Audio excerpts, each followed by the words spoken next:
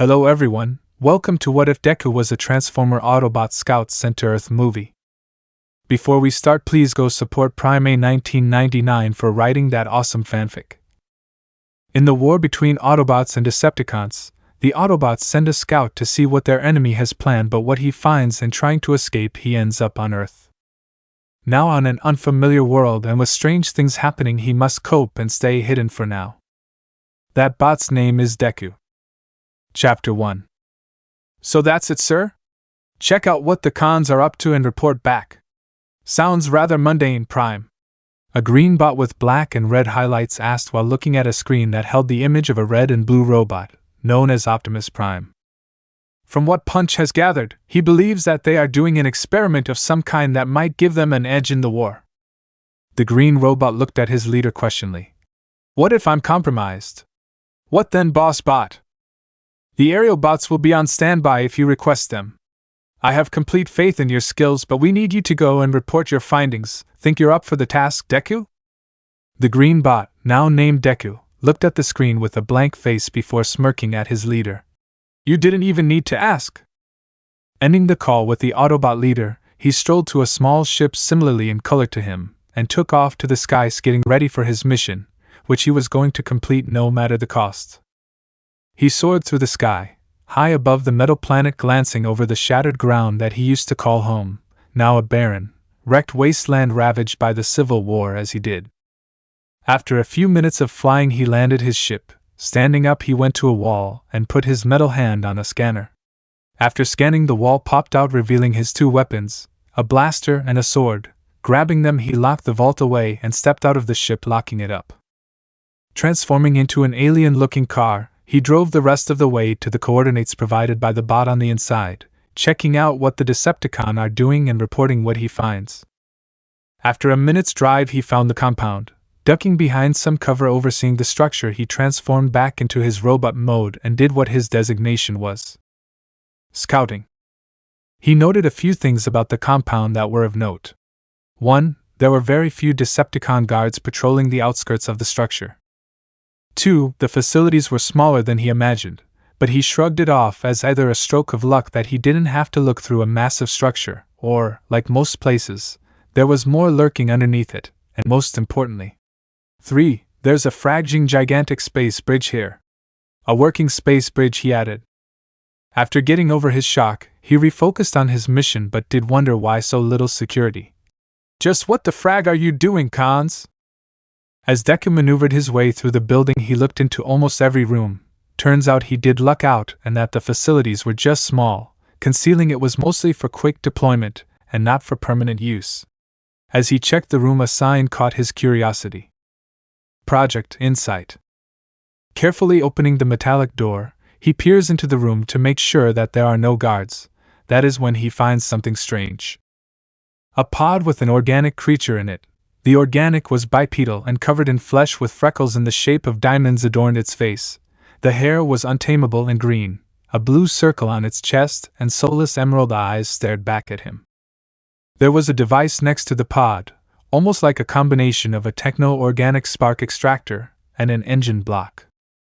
Curiosity got a hold of him as he, against his better judgment, tried to touch the device only to get electrified by the device. He let out a scream of pain before blacking out, the last image he saw being the pod glowing with a bright white light and the device seemingly crawling toward him.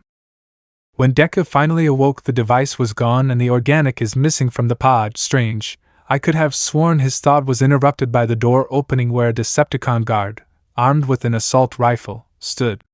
They stood there blinking before the guard jumped back and aimed his gun. Intruder! Ah, scrap! Before the guard could react, he pulled his trigger, shooting the Decepticon's shoulder. Jumping over the pained guard, he drew his sword, quickly slicing his head from his body. Deku landed as the alarms started blaring. Quickly transforming, he quietly drove to escape. This is Deku to base. I need immediate backup on my coordinates, now. Alright. Key in for. Optimus's voice started to cut out into static. Hello? Do you read me? He demanded as he screeched round a corner, knocking down two other guards. Iku! Back you coming! Stay pu. Hey! Is my communication being jammed? Growling, "Frag it!" As he raced outside, he found him next to the open space bridge. Deciding it was his only option, he raced for the bridge at full speed. Transforming into his robot form, he slid along the ground through the space bridge, though not before shooting the control panel so it closed behind him. He escaped. He managed to not die. But he found a new problem. He was several feet in the air and falling into a wooded area. "First break me," he said before hitting the ground, bouncing off rocks and cliff edges, grunting and cursing Primus for giving him this luck several times before finally stopping in a field. It was a cold July 15th as Momo Yaoyorozu was lying in her bed reading the latest chapter of a romance book at her parents' cabin in the woods. The only ones there were her and her parents in the cabin. As the feeling of fatigue set in, she set her book down ready to sleep. Before she could, however, she heard a loud clang outside, almost like something big and heavy just dropped out of the sky. She shot out of bed, ready to see what it was. Apparently her mother and father heard the same thing. Her father was a well-built man with short, sleek black hair, onyx eyes and a short, trimmed mustache. Her mother, on the other hand, was a very petite woman with long, flowing, wavy dark red hair, ocean blue eyes, and stood an inch taller than her husband.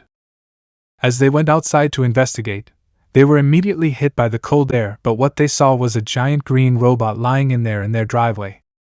Momo and her parents were shocked, trying to figure out what was going on until it sat up with a grunt and placed a hand on its head like it took a hit to it. The mechanical giant was about to stand, but it stopped when it saw them, looking at them with its bright blue eyes. After a bit of silence, it gave a weak, wearily smile and slightly waved at Momo and her parents. Hi! Being terrified of the mechanism, they started to back away slowly until it tried to stand. "Hey! It's alright. I'm not going to hurt you." It screamed when it tried to stand on its right leg and fell, holding the legs seething in pain. Momo was still a little on edge but managed to say something to it. "Who or what are you?" It looked at them and sat up again, still holding its leg as it explained. "I'm an alien robot. My name's Deku. I'm a scout for the Autobot resistance. I just escaped from a base that belongs to our enemy." Momo and her parents were confused by what Deku was saying. "I don't think I understand." Momo watches as Deku inhales and looks down at them, ready to explain solemnly. "Where do we begin? 5 million years ago, Cybertron, my home, was a relatively peaceful planet," Deku explained, ready to tell his tale. "Until the rise of a miner-turned-gladiator, Megaton, he saw the corruption in our council and wanted change for the lower classes. Thus he changed his name to Megatron, but he seemed to have lost his way. Now wanting peace through tyranny, Megatron murdered Sentinel Prime in an attempt to take control over the Cybertronian government. War soon took hold of our planet, but like a cancer it soon spread to other planets, scorching their worlds and leaving ours an uninhabitable wasteland. Our war split the planet into two factions, the Decepticon led by Megatron, and the Autobot led by Optimus Prime, of which I am one." His story held such weight that it was difficult for them to comprehend. A war lasting for 5 million years, was all any of them could muster. Trying to change the subject, Deku decided to ask a question of his own. "I wish to ask you something if you can. Where am I? Or more accurately, what planet am I on?" Momo looked to her parents and saw her father step forward to him. "You're on a planet called Earth, continent Japan." "Well, that's a boring name for a planet. Might as well call it Dirt, or your moon," deadpanned the green robot. Sparks came off his leg. Grunting in pain, he removed his hand and looked at the damage to reveal a gash that exposed some electronics. "Your leg's sparking, are you injured?" Momo asked, concerned for the alien's well-being. "I must have gotten it when I fell. It'll heal, and I know some on-field maintenance. But I probably should find a place to hide for now. It was nice to talk with you three. You could always hide in the garden, it's big enough to hide you," her mother offered, which caused Deku to chuckle a little. "Or I could hide like this." With him saying this, his metal machinery that was his body span, clicked, locked, unlocked and moved in various ways until the humanoid robot reshaped completely. It slammed into the ground in a now alien-looking vehicle form. Momo was amazed by this, and judging by her parents' reaction they were equally amazed. never have they seen something like this.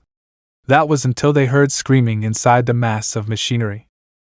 A compartment on the machine, that they assumed was its door, opened up to reveal a boy, round about Momo's age. The boy was around 5 feet 5 inches, 3 inches shorter than her, with green hair and eyes, freckles in the shape of diamonds, and a blue circle in his chest. "What the frag happened to me?" Momo quickly recognized the voice. "Deku? Is that you? What happened?" she asked, now the third time she was in complete disbelief. "Hang on, give me a minute." With that, Deku got back into the car and transformed back into his robot form before reverting back. He did this several times before going back into his alt mode and stepping out. If Momo was going to be honest with herself, the screen before her was quite funny, especially seeing the look of bewilderment on his robotic and human faces. "This is so weird. Usually when I transform I become the car, but this..." Deku stopped abruptly, wide-eyed, like something just clicked. "That device," he mumbled. "That must be what it is, pretender technology. It was banned by the Cybertronian Council for fear of it being used against them." "So you're human?" Momo's father asked, still in awe. Deku sighed. "It would appear so," slumping his shoulders and looking down. "Now I do need a place to hide. Especially if this body acts just like you humans," Deku said while looking at his new body. Her mother looked at him for a moment, and walked over to place a hand on his shoulder so he could look at her. "You could live with us. We got room, both here and at our home." That seemed to catch him off guard. He wasn't expecting such kindness. "You lot have a lot of trust in a bot you only met just a minute ago." He smiled up at her mother as they walked back into the cabin and her father, setting some blankets and pillows on the sofa. "If you're willing to take me in, then I will gratefully take it. Can I ask, what are your names?"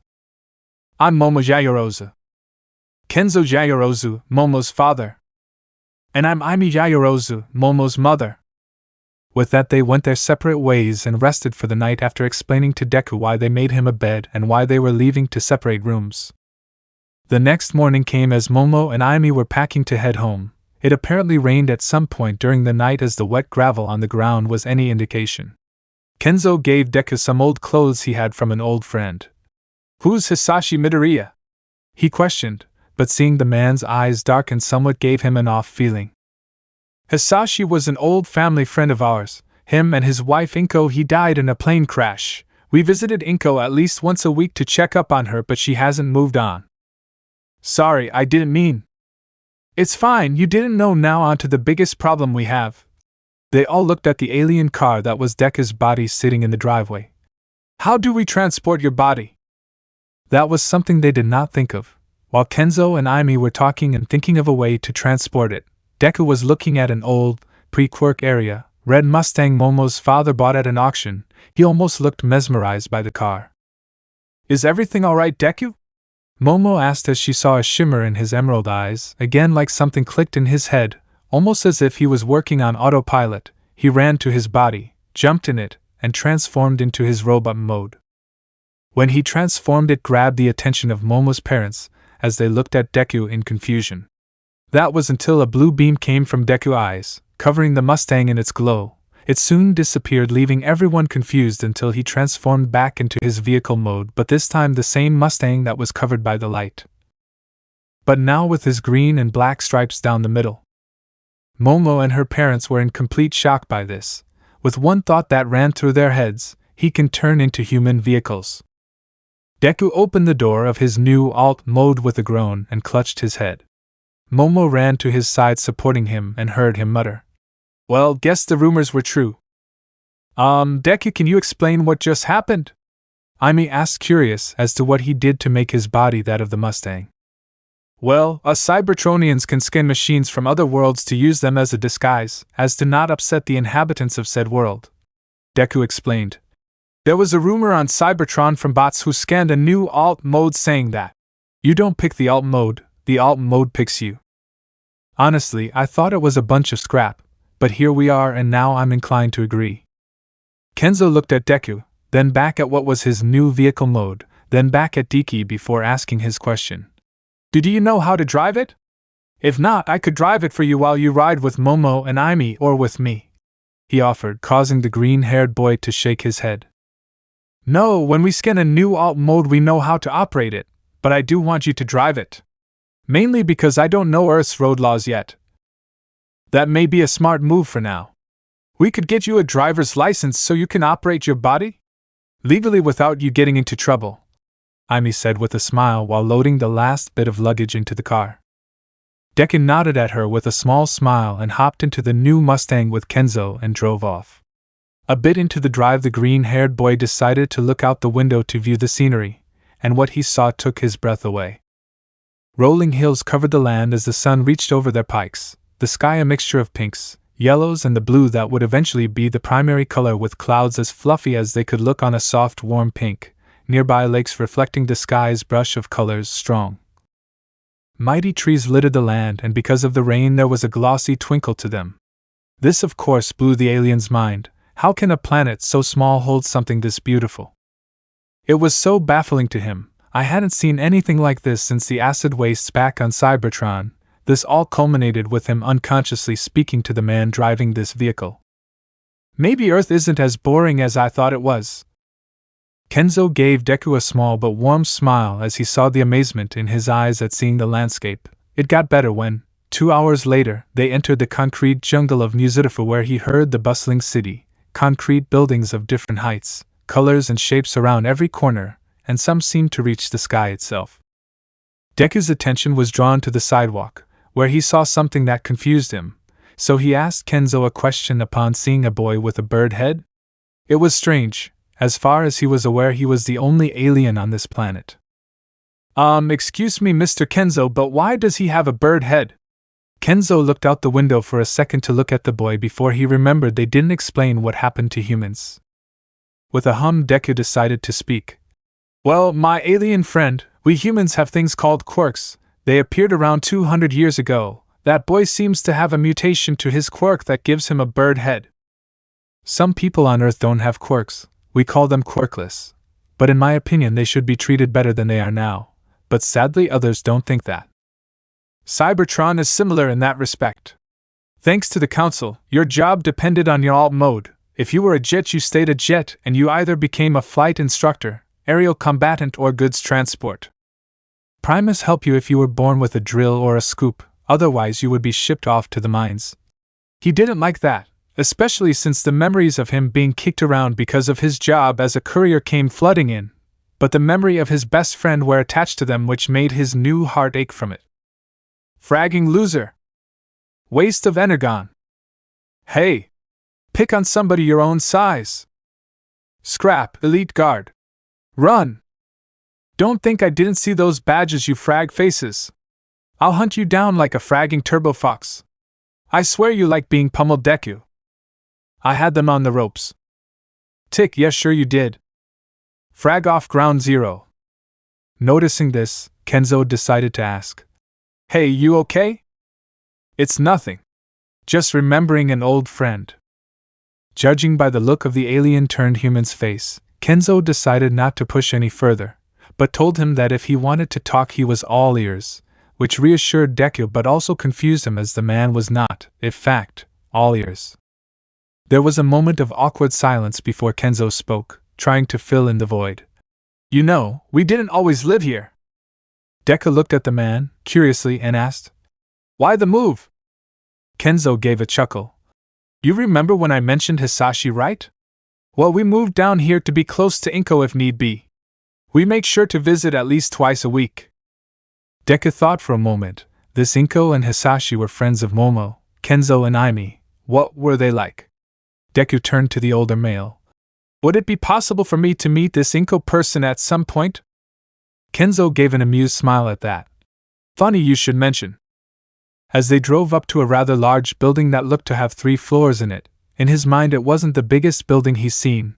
That honor was owned by the members to one of Cybertron's colony planets called Gigantian, the giant planet. There in the driveway stood a woman with forest green hair tied in a ponytail and matching green eyes. Inko! It's good to see you, Aimi said, wrapping the slightly shorter woman, now identified as Inko, in a hug which she reciprocated but noticed the new body among them and looked at him in confusion. Seeing her confused, Momo put a hand on Inko's shoulder. There's a lot to talk about, Auntie. Although confused, Inko nodded in agreement and began walking into the building with Momo and Aimi while Deku and Kenzo unloaded the car. When Deku entered the house, he was amazed by the size of just the living room alone again, not the biggest but still. They sat down on the, admittedly comfortable, seats and they began to explain everything to Inko. For her part, after freaking out that aliens exist, Inko did take it quite well, but there was one lingering question on her mind. Why tell me? Kenzo looked to his wife who nodded at him. With a small sigh he explained what he and Aimi were thinking. We were thinking you could house Deku. We don't have the means to at this moment, so we think it would be for the best. But we do. She was cut off from her mother shushing her. Momo was confused for a second but soon caught on to what they were doing and nodded at her mother. I don't know if I can do it, but I'll try. Excellent! Aimi exclaimed happily, now turning to the green-haired alien. Now Deku, I think you need a new name. What's wrong with the name I've got? Taking slight offense. His name was fine. Why judge his name when they called their planet Earth? Sorry, but to my knowledge, no one has the name Deku, Momo explained with a giggle. For Deku's part he just blushed and looked away, mumbling something about how it was a good name, making everyone in the room laugh at his expense before there was a loud grumble. What was that? Relax, Deku, you're just hungry, Inko explained with a light smile. With a pout, Deku averted his gaze to the floor, muttering, It's just a new sensation, that's all. That settles it. Kenzo clapped his hands together, gesturing for one of the butlers to come along. Naming can wait, for now your lessons begin. Lessons on what? How to be human. Chapter 2. A familiar green ship soared through the skies of Cybertron as it made its way to a landing bay where several Autobots were stationed. The ship landed with a hiss as its landing gear docked to the landing bay. As soon as everything was clear, several Autobots, including Optimus Prime himself, descended onto the green ship to inspect for any damage to the ship, so when its doors finally opened only to reveal nothing. No sign of anyone, not even Decepticons or its pilot. Sir! Optimus looked over at three Autobots that were making their way over to him. There was Hoist, Grapple, and their intelligence officer named Kickover. What's the situation, Grapple? Optimus questioned. The autopilot must have turned on or something, sir, Grapple explained while looking at the ship. Deku isn't on board and there's no evidence of blaster fire or a skirmish on the cowling, so chances are he may not have made it back from his mission. It would only return after it lost his energy signature after some period of time. Hoist continued where Grapple left off. Optimus, he's been gone for several hours now, days even. Optimus clenched his fist. Worry clear as crystal in his eyes at the thought of losing another Autobot to the Decepticons was unacceptable. He thought about everything that one of his scouts, a scout that he may have sent to die, drove a spike through his spark at the thought, especially when considering that if the Decepticons have captured him, that they may use less than civil means of interrogation. After being silent for a few moments, he began to speak. I'm not giving up hope, not yet. We will find him. Optimus turns around and begins walking to exit the shuttle bay. Kickover, send the aerial bots to Deku's last known coordinates to scan within a 500-mile radius of the compound. Report back to me immediately as soon as you find anything. Prime, forgive me if I seem unsympathetic, Kickover spoke, Optimus halting his movements and looking to the intel bot. But the chances of finding Deku now are slim to none. To send out a search party for one scout would be a waste of energon and time. One scout is worth as much as 20 soldiers, Kickover. For all we know, Deku is trying his best to stay alive so we can rescue him. You have your orders, now go. Yes, sir. Momo, sorry if this seems rude, but is that man being fashionable? Momo looked to where Deku pointed and spotted a blind man walking down the streets wearing tinted glasses and walking with a white visual impairment cane. No, Deku, that man is blind. His eyes don't work anymore, so he can't see. Do you not have blind people where you're from? No, not really. He shook his head. If our optics get damaged, we can transplant them with downers, or if the damages are minimal, we can just straight up repair them. Though I have heard of some bots who refuse the treatment for one reason or another. Is your species finding ways to remedy such ailments and disabilities? He continued to question as he tilted his head, curious as to the answer. But Momo, on the other hand, started to sweat bullets as she remembered that they spend more time, money, and resources to build robots that help hero schools than actually trying to find the cure for blindness. They sure are, Deku. I have the distinct impression that you're lying to me, he said, narrowing his eyes at the taller female as she averted her gaze from his. It had been a month since he fell out of the sky and crashed into her life. Momo tried to teach him what she knew while he did his own research online. Deku was initially confused on why they referred to each other by last name until told otherwise, but decided to roll with it after being told it for respect and formalities, considering that there were weirder costumes that he was aware of. He was happy to learn about a new planet and its species. According to Deku, it was a hobby he had before the war and continued into said war, only slowing down due to him being a scout. Apparently he loved trying different customs from said planets, so he was eager to learn about Earth and its ways, most importantly trying food for the first time, earning an everlasting love for Katsudon in the process. Inko, Aimi, and Kenzo thought it would be a smart idea to enroll Deku into Momo's school to further help his understanding of their planet and its people. So that's what brought them to this moment. He and Momo were walking down the streets to her school. Deku was both extremely excited and curious. Cybertron did have schools, but he did wonder how much it differed from Earth's teachings. Momo, wanting to change the subject, faked a cough into her hand. Anyways, we're approaching the school now, so just know. Yo! Momo!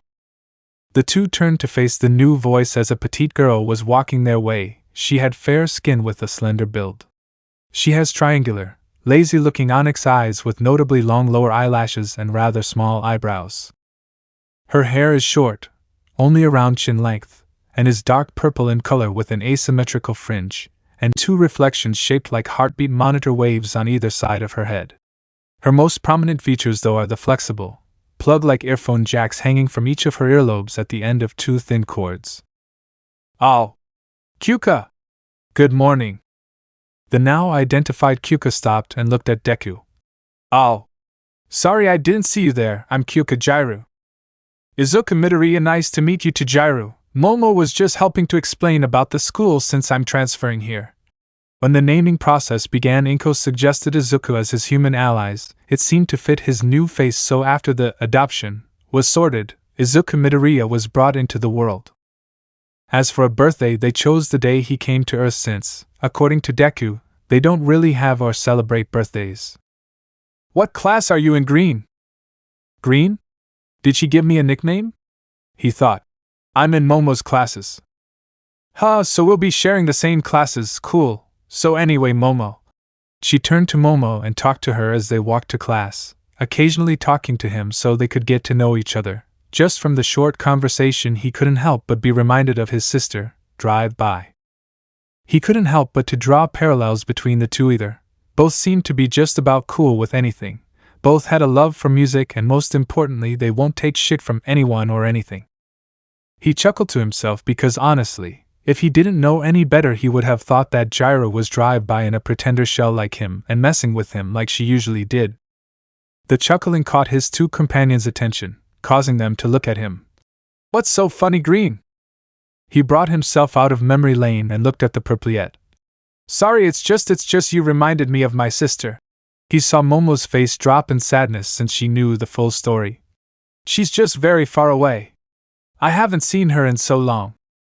It was true, he hadn't seen her for a long time since her team had been stationed on another planet with a task that he was on a need-to-know basis for. It infuriated him to no end since she couldn't contact him to even say she was alright, but there was very little he could actually do.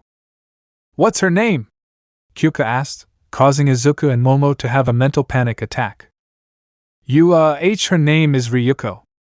To both their surprises, Kyuka seemed satisfied with the answer and decided to follow up her question. Do you know where she is? He just shook his head as awkward silence descended upon them. Coughing into her hand, Momo took the opportunity to break the silence. So Izuku, why don't you tell Kyuka about your quirk? Happy for the change in subject, he happily looked towards the purpliette in question. My quirk is called Transformer. It allows me to summon a vehicle and make it transform into a giant robot that I can control. That's so cool.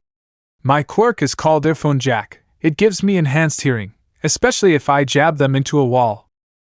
To the Cybertronian boy, he was more than interested in her quirk as they walked towards the classroom. The reason for his curiosity was because he had known a few Autobot and Decepticons with a similar ability, the Decepticons' communications officer, Soundwave, being chief among them. When they entered the classroom, the teacher was already there with some students. Jairosa, the bell was just about to ring. Their teacher gaze fell upon the green-haired boy. The teacher looked to be in his 70s and stood around 5 feet. He had dark hair and black glass. You must be Izuku Midoriya, right? It's a pleasure to meet you. I'm Tezsho Genda and I'll be your teacher. Why don't you tell the class a bit about yourself? Turning to face the class, he immediately spotted Momo and Kyuka near the back. The taller girl sitting behind Kyuka, and next to them was an empty seat which he presumed was his. Well, my name's Izuku Midoriya. I like analyzing things and I dislike bullies. One day I wish to become a hero. Thank you, Midoriya. There's a space next to Yayorosa, so why don't you sit down and we'll start the lesson? Tezsho asked. Izuku nodded and took his seat next to Momo. Okay class, now if you remember last week. School for Kyuka has always been a drab in her opinion. Not many would bother to talk to her for one reason or another. Due to her aloof personality drove people to make assumptions about her, whether she was called a loner, the biggest hitch there, or a freak due to her slight mutation. She never really gave much effort into it. That all changed when Momo transferred into her school. The Yayorozu heiress quickly became friends with Kyuka despite most telling her to stay away. Despite everything that people said about her, Momo never backed away or became distant. In fact, she became closer. She always was a sweet and innocent woman. It didn't help that when on the rare chance Momo didn't understand something, Kyuka thought that she was cute. Sadly, with her hanging around, the punk rocker people started talking about Momo behind her back, calling her princess or spoiled, the sad benefits of superhearing. Though they never said it to her face for one reason: never buck with the Yaoyorosis. Because they will make sure that you, your children, and your children's children will never, ever, find employment again if you piss them off. So when Izuku came around, she started to fear that he would fall in the same trap, especially since his face was just as innocent as Momo's. But at lunch she was proven wrong once again. She was eating her lunch with Momo when he came along and asked if he could join them. It was also that moment when she learned of his love for Katsudan, if his face was anything to go by. Cute, wait, what? Where the hell did that come from? Kyuka, are you alright? You look a bit red? Momo asked, innocently tilting her head slightly. Yeah, are you running a fever? Izuku asked, tilting his head in the exact same manner as Momo. Not helping, damn it. She screeched internally.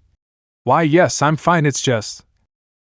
Before she could even continue, when a hand slammed onto their table. Looking up, she recognized the person that hand belonged to. He was a personal tormentor of hers because he always brought up her insecurities about her bust size. Sup, Midoriya? Just came around to see if you wanted to sit with us? She fully expected him to join until he spoke. No thanks, I'm fine sitting with my friends. Friends, he thought of her as his friend. She was surprised that he considered her this until she remembered that he admitted she remembered him off his sister. The denied request just seemed to piss the jerk off. Oh, come on! Why hang around this flat-chested freak instead of someone worth a damn? His yelling drew the attention of nearly everyone in the lunchroom. Izuku just stood up from his seat and faced the boy. Izuku may have been a head shorter than her tormentor, but the way he carried himself made him seem bigger. Leave! It was Izuku's only response, but it held such venom that it actually made the bully take a step back. Their confidence soon retired when he took a swing at Izuku. Kyuka barely registered what was going on, but what seemed to be a blink of an eye, Izuku dodged the punch and swept the bully's legs from under him. Izuku then grabbed his arm to pin him to the ground and had a knife in hand and held it to where the spine meets the skull. Last warning. The coldness in Izuku's voice sent shivers down the spine of everyone there. Begrudgingly, the bully grumbled fine. Izuku let him go and sat down to continue his meal, with the bully glaring at the green-haired boy saying, "This isn't over." The rest of the day flew by, and before she knew it, it was time to head home. She was walking with Momo and Izuku when the bully stood in front of them. "You are not going anywhere!" She didn't like where this was going. He was gathering a crowd and was refusing to let them pass. Judging from the look on his face, he wanted a fight. Worse yet was that electricity was bouncing around his hands, suggesting he wanted a Quirk fight. Izuku stood in front of them like some sort of emerald knight. "Move, or you will be moved." "No! You're gonna fight me with no cheap tricks like you pulled earlier, you coward!" That seemed to trigger something in Izuku. "Fine, if it's a fight you want, it's a fight you'll get." He brought his hand to the blue circle on his chest, and with a swift motion of his hand the circle glowed bright, and a green Mustang that had 2 black stripes down the middle. Kyuka, and judging from the crowd, loved the look of the car. "I hope you don't mind me going all out, right? You can summon a car?" the bully taunted. "How do you expect to be a hero with that time of Quirk Indy 500? Ha ha ha ha ha!" He continued to laugh until the Mustang began to spin, clicked, locked, unlocked, and moved in various ways. Kyuka watched in awe as the car reshaped completely into a towering humanoid robot with what she could only describe as a battle mask over his mouth. Retracting the battle mask, Izuku knelt down and rested on one hand to bring his roughly 2-story house robotic body closer to the shaking bully. "Bring it!" Izuku bellowed, his voice carrying over the entire yard. No one dared move for a full minute until Izuku stood back to his full height. "Coward!" Izuku muttered before picking both Momo and herself into his massive hands and stepped over the gate. She snapped out of her stepper when he transformed his body back into the car, with her in the front passenger seat and Momo in the back, and drove off, leaving the stunned group. "Hey Green, where are we going?" "I'm driving you home. Did you think I was going to let my friend walk? Where do you live?" Kyuka told him her address and he put it into the GPS and continued to drive. "Hey, you live a block away from me." He pointed to a building on the other side and end of the block. "Huh, so we do. Small world, Midoriya? Please call me Izuku. I only let friends call me that." "Alright Izuku, but call me Kyuka in exchange," she said with a blush. The rest of the journey was full of laughter and songs that they almost forgot about the confrontation from earlier. Kyuka was happy to make a friend in Izuku, but she couldn't shake the feeling that neither he, nor Momo for that matter, were being 100% honest with her. She also couldn't shake the feeling of dread and that her world may be pulled inside out. Back on Cybertron, a group of Decepticons were currently attempting to fix the space bridge's control panel when Deku shot it. Standing there observing the repairs was one of Megatron's enforcers, Barricade. "Is it fixed yet?" he roared at the worker vehicons as they swiftly tried to fix the control panel to not piss off the enforcer more than he already was. Barricade sighed in frustration. He wondered how in the name of Primus did an Autobot manage to not only find them but sneak into the compound, take a pretender shell, but also manage to escape and destroy the controls for the space bridge. He was about to take out his frustration on one of the worker bots when he heard the sounds of a familiar engine roll up behind him. Turning around with a grin, he watched his partner in crime and second enforcer transform and walk up to greet him. "Stockade, you old sadist, you, it's been too long! How was your time at the Sea of Rust?" Boring. I was half tempted to just ditch that post and rendezvous with you." "So what's the situation?" "All I got told was that there was a mess that me and you needed to clean." Barricade sighed and gestured towards the space bridge. "Apparently some Autobot, that we've identified as Deku, broke in and stole a pretender shell. What's made this situation worse is that when he escaped through the space bridge and destroyed its control panel there." He pointed to said panel. "So we're here to clean the mess of the head guards here?" Stockade asked, almost frustrated that they are being sent to clean the mess of someone else's incompetence. "This is a waste of our time." "Preaching to the choir, my friend, though our job would go a lot faster if they hurried the hell up." One of the worker bots walked up to the two enforcers and shakily told them. "T the bridge if F fixed." "Good, activate the bridge." He turned to Stockade. "Let's roll." Transforming, they drove through the activated space bridge and appeared a lot with some humans and buildings. "So many squishes, I just want kill them all." Stockade cackled with glee. "You know our orders, maintain our cover till we kill that slagging Autobot." Barricade ordered. He looked around and spotted his disguise. I don't have an exact lock on his signal, but this is roughly where he landed, so split up and start searching. If we find him, regroup so we can take him out. Stockade wandered around the lot until he found his disguise and scanned it. I'm gonna enjoy this. It's been too long since my hands were drenched in Autobot oil. Chapter 3. It was just another scouting mission for Deku as he drove down an abandoned and war-ravaged part of Cybertron's cities. Behind him was his closest friend/brother in everything but blood, Ground Zero, a tank of a bot with a sand and gray paint job. Today he got a tip from Optimus that there was some Decepticon movement in this place and was told to go and check it out. The reason for Ground Zero being here was because he wanted to tag along and provide support if need be. This place used to be so beautiful. Deku sighed, reminiscing about how the place used to be until the war started. Yeah, Ground Zero replied. As the drive continued, he saw a shop he remembered. Hey! Isn't that the place where you tried to flirt with that fembot and got flat out rejected? What was her name again? He said with all the joy and teasing he could convey. Deku looked over to see the shop in question and groaned, much to Ground Zero's amusement. Her name was Road Rage, and for the final time I wasn't flirting. You and Drive-By know this. I was just asking if she knew where the client who lived in the area was so I could deliver their package, 'cause I was a courier. Yeah, keep telling yourself that. Yeah, well, at least I'm not the half-clock you were when you tried to flirt with my sister, and she kicked your skid plate for your pickup line. You fragger! Ground Zero yelled, the sound of betrayal and embarrassment clear in his voice. I did no such thing. Oh? So you never said? Hey, you can drive by my place any day, Hot Rod. Or am I thinking of another Ground Zero? Yeah, that's what I thought, Deku said smugly. You're a spawn of a glitch, you know that?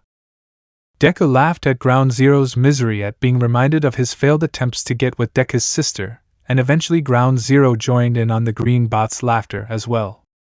They quickly silenced themselves as they approached their decision and transformed into robot mode. They found cover and Ground Zero let his friend do what he did best.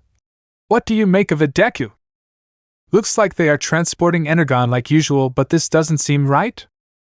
What do you mean? The tan-colored bot looked at Deku in confusion. Well, at first it seems fine, but why would they need Shatter, Dropkick, and a small army of Viacon for a simple Energon run? Deku explained. It makes no sense. Why are two of Megatron's enforcers here instead of someplace more important? Why not send someone like Knockout here instead? Enforcers? I thought that was just Barricade and Stockade. Megatron has many enforcers, namely Barricade, Stockade, Shatter, and Dropkick, Deku commented, turning his attention back to the Decepticons. When they looked back, they heard the thunder of jets blaring through the air before a purple jet came into view. As it approached, the jet flew lower to the street before transforming into a sand-colored tank barreling down the road, stopping just shy of the red and blue Decepticons. As the tank now transformed into its robot mode, Deku and Ground Zero immediately recognized that bot as the Decepticon triple-changer Blitzwing. Blitzwing, is our route clear? Shatter asked, her cold and calculating voice sending shivers through both Autobots. Yeah, we shouldn't encounter any Autobot resistance. About time if you asked me, Dropkick commented, his gruff voice then shifted into one of amusement. Thought I wouldn't have minded if the route wasn't cleared. Get an excuse to blast some Autobots. Focus, Dropkick, Shatter warned. If our cargo is found out by them, it's our skid plates on the line. I also got word from the Rainmakers that they will be watching from the skies too, Blitzwing added. Good, but I think we need to sort something out first, Shatter said before tapping her communicator. Shadow Striker, feel free to take the shot. Before Deku or Ground Zero could process what the red fembot said, a too short were heard. The two Autobot each got shot in the shoulders, indicating that they had been spotted. Ground! Deku yelled as the tan Autobot launched some smoke grenades blocking the view of the sniper. After transforming into their vehicle modes, they screeched down the streets as they heard Shatter scream to all the remaining Decepticons. Get them! They were fleeing from a group of Decepticons that were on their tail, explosions going off left and right filling his auditory receptors, the smell of fire and ash overwhelming his senses. He could barely hear himself think over the thumping of his spark. They were running out of road, options, and time. As they were running away, they saw a downed Autobot ship that crashed into a plaza. There! That might be able to take off! Ground Zero yelled. They reached a downed Autobot ship. Transforming into robot mode, they quickly scoured the ship and found an escape pod that could take them back to base. Only problem, not only was there only one left, it could only hold one of them. An argument soon started between the two friends on who should go. Deku argued that Ground Zero should leave for the fact he was a capable warrior, one of the toughest around. Ground Zero's counter was that Deku was one of the best scouts in the game, and that one of Deku was worth 20 of him. In the end, the Decepticons forced the decision when they opened fire on them in a hallway. "We're surrounded!" Deku shouted as he and Ground Zero ducked, readying his own blaster to return fire. That chance never came as Ground Zero placed a hand on his shoulder and dragged Deku behind his massive frame. "Leave! I'll hold off the cons." "I'm not leaving you," he argued. He refused to leave someone who he considered a brother to defend himself with a small group of Decepticons right at their doorstep. "Do it, you fragging nerd!" Deku tried to struggle against Ground Zero but could do very little considering he only came up to Ground Zero's shoulder. "Show up!" He picked Deku up and shoved him into the escape pods and closed the door, causing Deku to crash into it as he tried to get out. "Ground Zero! Don't!" he yelled, pounding his fist against the glass. "Deku!" Ground Zero paid Deku's words little mind. "Drive-by would have my skid plate if you didn't come back to her alive. I might be a half-clocked hothead, but even I know that a scout is more important than a soldier." As he hit the launch button, as the pod rose higher into the sky, Deku could hear his friend shouting at the horde of Decepticons. "Come at me, Deceptipunks! DKU!" Inko's yelling jolted him from his nightmare screaming. His hands formed into a shape as if he was holding a pistol as his finger kept pulling the imaginary gun's trigger, all while screaming into the blackness of the apartment, and tears flowing down his cheeks. Inko gently wrapped him in a warm hug. She could feel the hot tears that were staining her shirt. She could also feel him still pulling the imaginary trigger as he cried. Gently she unwrapped an arm and held his hand to gently stop the action from continuing. Sure, it's all right. You're all right now. Calm down, just breath." Her voice came off as motherly, soft, protective, and loving. Her hold on him was equally soft and comforting, yet tight, like it was the only thing to anchor him to reality. As he started to calm down, he looked at his surroundings and noticed that he was in the living room and it was 4 a.m. As his brain started to catch up, he remembered that Inko decided that they would get to know each other better. It started off small and a little distant, talking at the dinner table and watching shows to pass the time. But as time passed, they grew closer and closer. She often took him to the movies, or that one time she took him to an amusement park, Universal Studios Japan if he remembered correctly. Today was a lazy day for both greenettes, so they watched a few TV shows and movies, and at some point during the night he and Inko must have fallen asleep while watching a pre-Quirk era movie about a little 1963 Volkswagen Beetle with a red, white, and blue racing stripe down its center with the numbers 53 on its hood and doors named Herbie.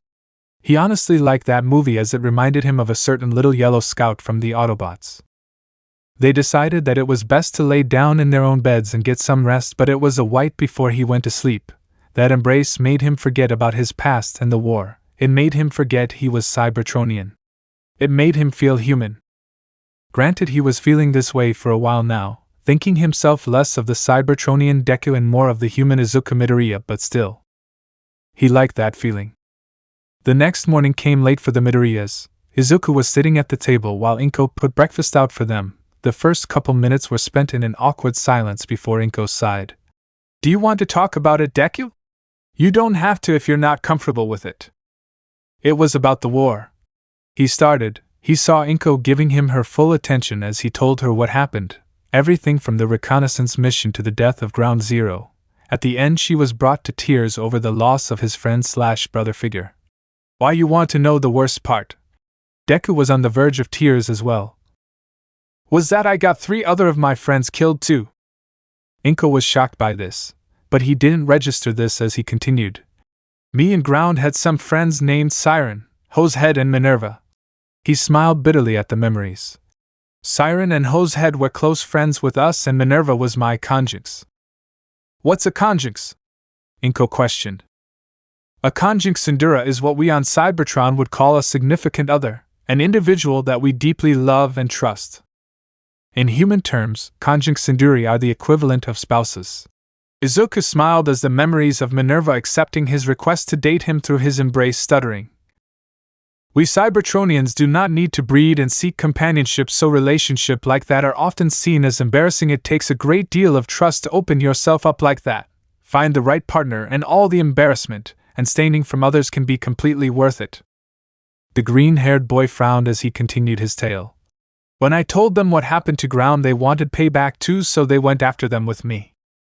The Decepticons found and killed both Siren and Hosehead. Minerva and I were setting explosive charges when that happened. When the base finally went boom, she was caught in the explosion, killing her too. His face was sullen the more he talked as the memories of having to report the deaths of his 3 friends came rolling back. Because of my selfish pursuit for revenge, I got 3 more of the people I loved and cared for killed. He didn't know when Inko got up, but when he did, he saw the seriousness in them. Did they ask to go with you? It wasn't a question, but more asked rhetorically. Why, yes, but... Then they knew what they were getting themselves into. She gave him a small, but sympathetic smile. They went out knowing they might not come back, but went anyway. They wanted this just as much as you did. Besides, Siren, Hosehead, and especially Minerva wouldn't want you shouldering the blame when they knew what might happen. Inko, he gave a small smile in return. Thank you. She gave him a tight hug before releasing him. All right, finish breakfast and get ready for school so you could pick up both Momo and Kyuka. All right, Deku? Izuku. Inko raised an eyebrow at that, so the green-haired boy explained. I will admit that throughout the months I've started to see myself less as a Cybertronian and more of a human, so could you call me Izuku? The confession warmed Inko's heart and brought a motherly smile to her lips. Of course, Izuku. It was the end of the school day and Izuku and Momo were waiting for their punk rock friend to come out of the changing room so they could walk to Izuku's car, as he often requested to drop both Kyuka and Momo off home. It was a nice day for once, since nobody wanted to confront the boy who could turn his car into a massive robot. Thus it certainly kept the bullies and gossiping off their backs for a while. So while they were waiting on their friend, Momo decided to drop a bombshell on Deku that he was not prepared for. So you're telling me that there is a show from the pre-Quirk era about a group of alien robots that can change shape and are from a planet made of metal? Deku said slowly as he tried to wrap his head around what he was just told. Yes. Momo nodded. They are split into 2 factions called the Guardians and Renegades. Yep, popping the P. And the Guardians are led by Leader 1, who turns into a jet, and the Renegades led by Psy-Kill, who turns into a motorcycle. Right on the money. A beat of silence fell upon the 2 friends as the shorter boy tried to wrap his head around this information. I don't know what takes more precedence. The fact I'm impressed that someone managed to correctly guess that there are robotic beings from another planet exist, or the fact that I feel insulted that something like our war was made for children to watch for entertainment. It was now November, for months since Deku first came to Earth. Throughout the months he had formed a tight friendship with Kyuka Jiru, which resulted in them, along with Momo, rarely being seen without each other. Of course things weren't all smooth sailing. Izuku got in trouble for holding a knife to the bully's neck and had to survive detention. It would have been straight-up expulsion if it weren't for Kenzo and Aimi telling them a half-truth explanation as to the reason why. Aimi told both him and Momo that they told them that Izuku was not really native to Japan and was from a different country that was in civil war. Izuku was among some of the civilians that were drafted at a young age and was allowed to move to Japan after sustaining an injury that forced him out of the war, essentially explaining that the bully must have set him off on a PTSD attack. It was a good cover story, if a little flawed in some aspects if someone decides to go digging. While the Cybertronian turned human loved Earth, he couldn't help but feel like he was a deserter, a runaway who fled the war and was loving not having to watch his back every 5 seconds in case of an ambush, or wondering if today would be his last.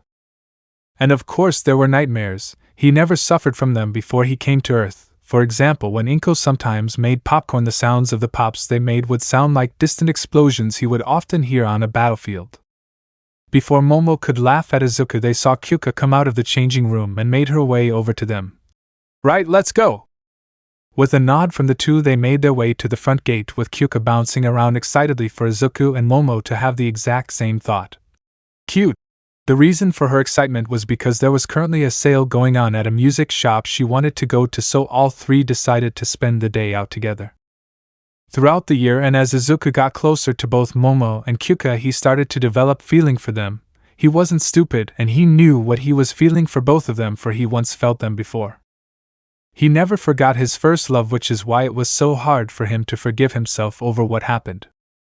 The reason he hasn't told the two of them is because he was scared. He didn't want to ruin the friendship they made and what they had. He also didn't know if he could have multiple partners on Earth, considering that relationship as a whole was seen as embarrassing on Cybertron. He also saw how they looked at each other, and knew that they at least liked each other more than friends. He didn't want to get in the way of that, considering that they knew each other longer than him. It broke his heart, but he would rather let them be happy than himself. Once they were out the gate and making their way to the car, Izuku looked around and saw a black Cadillac Escalade SUV on the other side of the street. He couldn't see inside because of the tinted glasses, but he couldn't get a proper look as the SUV started to drive off. The green-haired boy had a very bad feeling about that vehicle. His time as a scout had led him to trusting his gut. He looked back at the car to see them getting into the car. Momo often took the back seat since she was the last to be dropped off, but this time, since they were hanging out after school, she took the front. They took off down the streets into the main city. It was when they stopped at a red light did something interesting catch Kyuka's eye when she looked behind her. Guys? Does anyone know why one of our police cars is sporting livery like that? Is it something new that wasn't reported on the news? That got the two's attention as Izuku looked through the rear view mirror and felt his heart dropped as he gazed at an unusual Japanese police car, but now instead of white it was now black with white doors. Kyuka? What can you see on that car? Luckily for her, there was a shop nearby that sold mirrors and saw the side of the police car. She squinted her eyes as she looked over the car and saw a sentence on the back in white cursive lettering. The hell? Who would write that on a police car? What's it say on it, Kyuka? Momo asked, trying to keep potential fear from her voice while keeping an eye on a very nervous and fearful Izuku. To punish and enslave. She didn't see the look of primal fear wash over Izuku as he kept his eyes on the traffic lights. I'll shit, I'll Primus. Izuku muttered under his breath. Kyuka heard everything said and worried why he was so scared, and what the hell is a Primus? Autobot?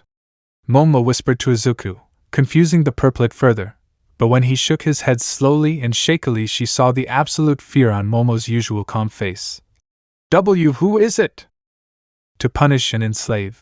Barricade, 100%, no other bot I know has that.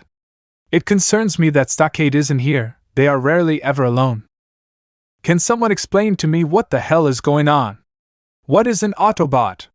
What do barricades have to do with anything? And what's a stockade? Kyuka yelped, causing the other two to realize she heard what they were saying, and judging by her voice she was starting to panic seeing her friends act like this.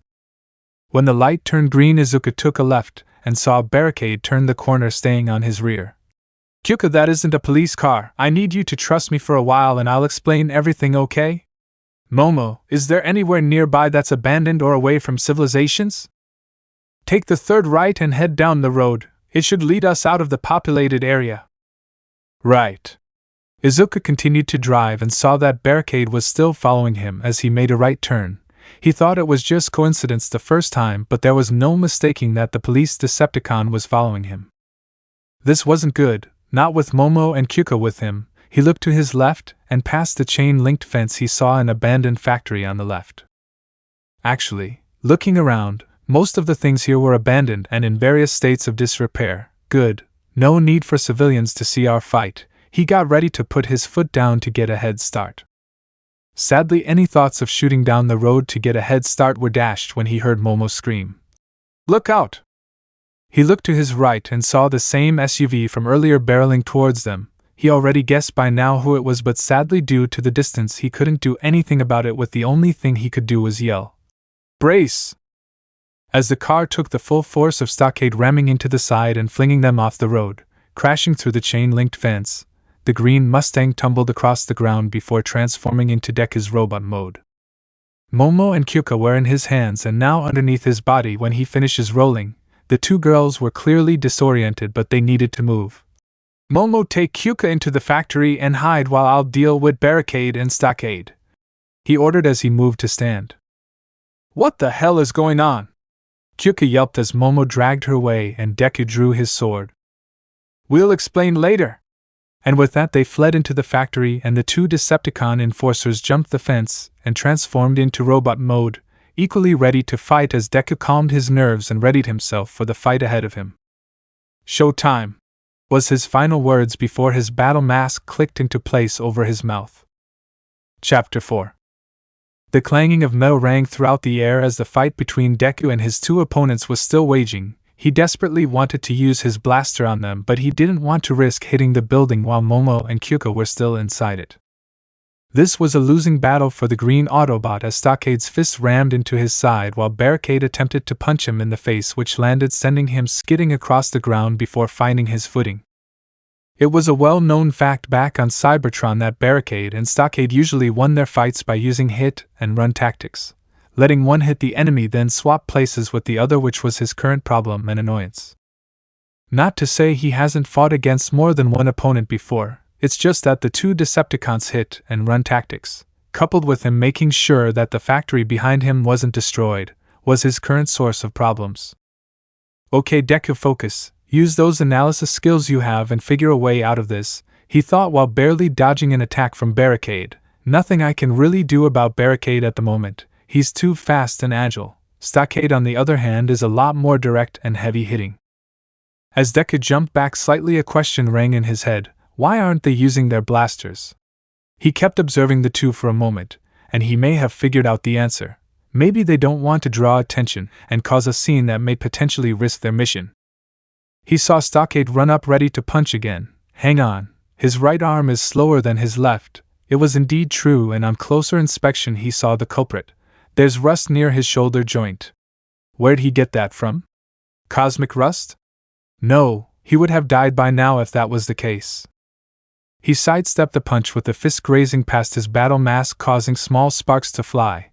He's not old enough to be generating it naturally, so that leaves only one option. He raised the butt of his sword and knocked it into the oncoming Barricade's face and jumped back to get some distance from the two, the sea of rust. Getting tired now, little Autobot? Barricade taunted. Deku, we're gonna drag your lifeless corpse back through the bridge and display it on the walls of Kaon, along with the disembodied scalps of your two squishy friends. Stockade snared. Both he and Barricade were obviously trying to psych him out, though even then he could tell Stockade really wanted to do what he said. Don't answer them, Deku. Just wait for your opening, he thought, sword still at the ready, though his grip was notably tighter due to the taunt. Seeing that the green Autobot wasn't making a move, Stockade rushed in with the right arm drawn back. As Stockade got closer, Barricade dashed behind the Autobot and rushed forward to attack him in the back while Stockade threw his punch at Deku. Now! Deku dropped his sword and caught the extended arm as he twisted his body so his back was towards Stockade, so his front was facing Barricade. With all his might he threw the Decepticon over his shoulder for him to land on his fellow enforcer. Heh, I have to thank Aimi for teaching me how to judo throw properly, Deku thought as he picked his bladed weapon off the ground and backed away when the two Decepticons stood up. Growling, you think you're so tough, Autobot? But trust me when I say when we're done with you, your little friends are next, just like your friends back on Cybertron. Stockade growled. Despite his face being a visor and faceplate, Deku could hear and feel the anger behind his words.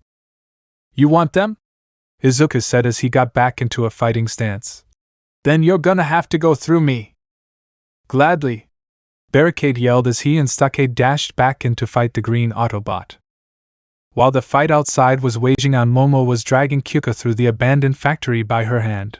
Normally Kyuka would be blushing that Momo, who she was admittedly crushing on with a certain green-haired boy, was holding her hand, but given the current situation they were in, Kyuka was more scared and confused right now. They were just attacked by two villains that had what seemed to be the same quirk as Izuku, and if what her super hearing was correct, were going to kill him, Momo and herself. Things didn't make sense to the punk rock teen. Who were they? Why did they attack? Why did they have the same quirk as Izuku? Are they his family? Why weren't they referring to him as Izuku? So many questions and so little answers it actually infuriated Kyuka on how little she knew, but there were two questions that hurt her core. Did she really know Izuku Midoriya? Was that ever his real name? When they finally stopped to catch their breaths, Kyuka took the time to ask what was happening. Alright, Momo, spill! What's happening? Who are they? Why do they have the same quirk as Izuku? And why are they trying to kill us? Momo looked at Kyuka's face that switched between fear, confusion, and sadness before sighing and spoke with a voice of seriousness. Alright, Kyuka, here's the rundown. They and Izuku are aliens from a different planet locked in a civil war for millions of years. Izuku is an Autobot while the two he is fighting are Decepticon. Their names are Barricade and Stockade. Izuku's real name is Deku. They all have the ability to transform into different vehicles, and the reason they are trying to kill us is because they are evil and want to destroy all life. Got that? No, Kyuka in fact did not get that, and honestly, could you blame her? She was just told by one of the smartest people she knew that not only aliens exist but Izuku was one, and that they are at war for millions of years. Yeah, you could understand how that sounded bullshit to her. But that bullshit came straight from Momo's mouth, and Kyuka knew, especially in a situation like this, her friend would never lie to her, but still the notion of Izuku and those other robots being aliens was absurd. Kyuka was about to point out how ridiculous that sounded when, as if by reading her mind, Momo spoke. Look, Kyuka, me and Izuku can explain everything later, but right now he is fighting out there, risking his life to save us. I know what he said, but we need to help him. Kyuka finished what Momo was going to finish if the taller girl hadn't hesitated. While I can sit here and argue about how bullshit this all sounds, I do have to agree with you, but what do we do? What can we do? Now that was the million-dollar question. Momo and Kyuka might be many things, but Robot Fighter wasn't one of them. They couldn't even think they could help in this situation, that all they could do was hide in the factory and wait for Izuku to win the fight, or they really didn't want to think of the second option. After some thinking, Momo suddenly snapped her fingers, getting the attention of the purple-haired rocker in front of her. I got it! Well? Kyuka asked, wanting to hear what her friend thought of. It's risky and a bit dangerous, but it might be our only shot. Momo leaned down to Kyuka's ear and whispered it. Kyuka did feel her blood rush to her cheeks at Momo's proximity, but when she heard what her friend thought was when she paled. You're crazy! Kyuka shouted. Well, as Izuku once told me about a bot he met said. Momo's usually innocent smile turned into a confident smirk, which made Kyuka feel all sorts of things. Sometimes crazy works. With that said, Momo bolted towards the staircase that led to the upper floor, accidentally leaving Kyuka behind, after a few moments of silence, and started there the purplet sighed. What do I have to lose, Momo? Wait up! She yelled and jogged after her friend. After a bit of searching, Kyuka soon found Momo crouched down, and peeking out of the broken window she was near with a look of shock and worry on her face. Crouching down, and peeking with the taller female, she soon learned why the rich girl next to her was making such a face. GH! Come on, Deku! Stand! Stockade yelled. Deku was hurt badly by the fight with the two Decepticons in front of him. He was currently using his sword to stabilize him until he got his footing and caught his breath while keeping his optics on them, dealing to make a move. The sight alone caused both Momo's and Kyuka's hearts to break a little at sight of the green robot looking so hurt just to protect them. The gesture was sweet all the same for the two, but this was just cruel to their hearts. We need to act now, Momo said with a level of seriousness that would normally shock herself. Sadly, this wasn't one of those times. Ready when you are, Kyuka responded. She simply couldn't care about what her friend's plan was or the basic rundown of what happened earlier. She just cared that the green-haired boy she knew and cared for came back with them. Momo undid some of her uniform a bit to reveal more of her stomach, making Kyuka's face burn from the Nova blush that came to her. Concentrating on the objects she wanted to make, and her stomach's exposed skin started to glow and sparkle. After a few seconds, Momo created two M4s with drum magazines and handed one to Kyuka, though she was hesitant on grabbing it due to not firing a gun before. They propped the guns on the windowsill, clicked the gun's safety off, and aimed at the two Decepticons. Get ready, Momo said as she and Kyuka looked through the sights. As soon as Barricade knocked Deku to the ground was when they took their chance. Now! Momo yelled at the top of her voice, causing both the Autobot and Decepticons to loom at them. She and Kyuka pulled the triggers and rained bullets upon the two enforcers, making them shield their faces. It didn't hurt them like most would expect, but it did sting when the bullets hit their armor. We need to retreat, Barricade said to Stockade, causing him to look at his partner like he was mad. Are you kidding me? Stockade yelled. They're just flesh bags. We can take them. I am very much aware of that, but how long until Deku tells them where to aim? See the black-haired one? From what information I could gather on her, she's intelligent and could figure out our weak points, or the purple-haired one could be listening in on our conversion right now. Barricade snapped at his friend. Best to fight another day than die now. Stockade was silent for a bit before yelling in frustration. Don't think this is over, Deku! With that final word, both enforcers transformed and fled the scene. As they fled, Izuku stood on shaky legs and looked at the two girls, and with his battle mask retracted they could see the stern expression on his face. I gave you 2 orders to run, not to endanger your lives by engaging agents Barricade and Stockade. You could have died, Kyuka argued. Yes. But what if an actual police officer came around to check what all the noise was about? I could claim that I was protecting my 2 friends, Izuku argued back. You 2 have M4S. How are you going to explain that? What were you thinking, Momo? We just wanted to help, Momo yelled back. That's not the point. Deku hit the wall next to them, causing it to crack. Momo and Kyuka started quiet when this happened out of shock, but when they looked into his blue optics they could see pain and loss swimming around in them. Sorry, Kyuka, I'll explain everything in a bit, but call Mika and Kyotoku and tell them to meet at the Yayorozu mansion. He turns his attention to Momo. Momo, tell your parents that they will be having company. I'll call Inko and tell her to also go to the mansion. Why are we going to Momo's place?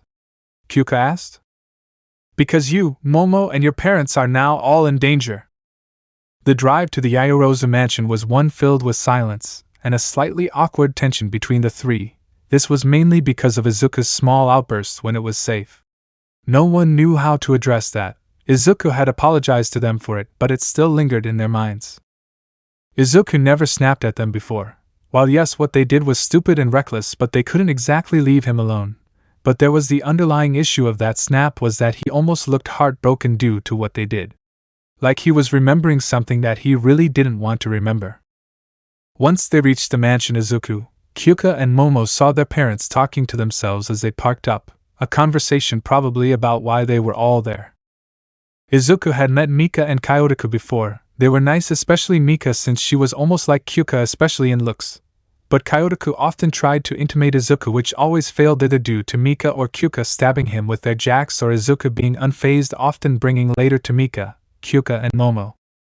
Though Izuku did find it amusing that Kyotoku was a complete alien nerd and desperately wanted to meet one someday. Oh, how Izuku wished to tell him about Cybertron to see his mind explode.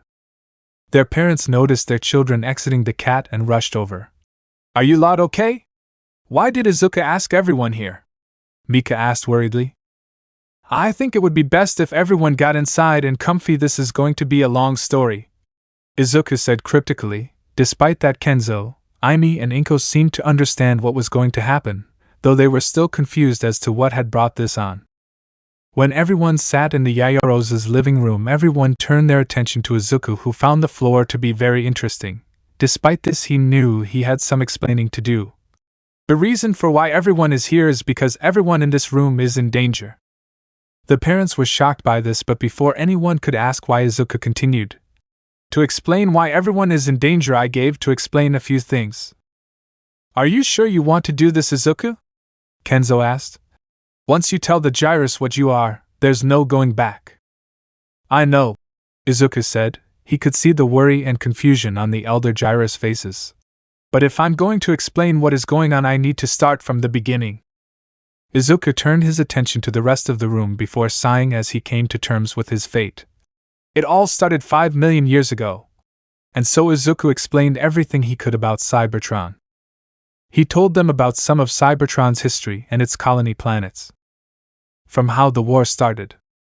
his friends and loved ones back before the war. About his sister, and how she used to be a bouncer back before the war. About the death of Ground Zero, Siren, Hosehead and Minerva. About how she was his first lover. It all ended with how he came to Earth, became a human and wants nothing more than to love his life among them. Though the story was laughter, cheers, awestruck mainly from Kyotoku and sorrow at his losses, chief among them being Kyuka and Momo about the death of Minerva. At the end was when he caught them up about what had transpired today and about his fight with the enforcers. Both Momo's and Kyuka's parents were both thankful that Izuku attempted to defend their daughters and that they attempted to help him in a losing fight, but they were also annoyed that their children rushed into danger like that and used actual firearms. So, Inko said after a moment of letting everything sink in. What now? After a bit of contemplation with his wife, Kenzo spoke. I'm guessing that barricade and stockade are going to be trying to get to you through us, correct? Izuku nodded at the man. Then I'm assuming that our estate with its security is the most secure place currently. Sorry, Izuku? They'd be fools to attack this place. Then I only see one solution to this. Kenzo looked at the other family members.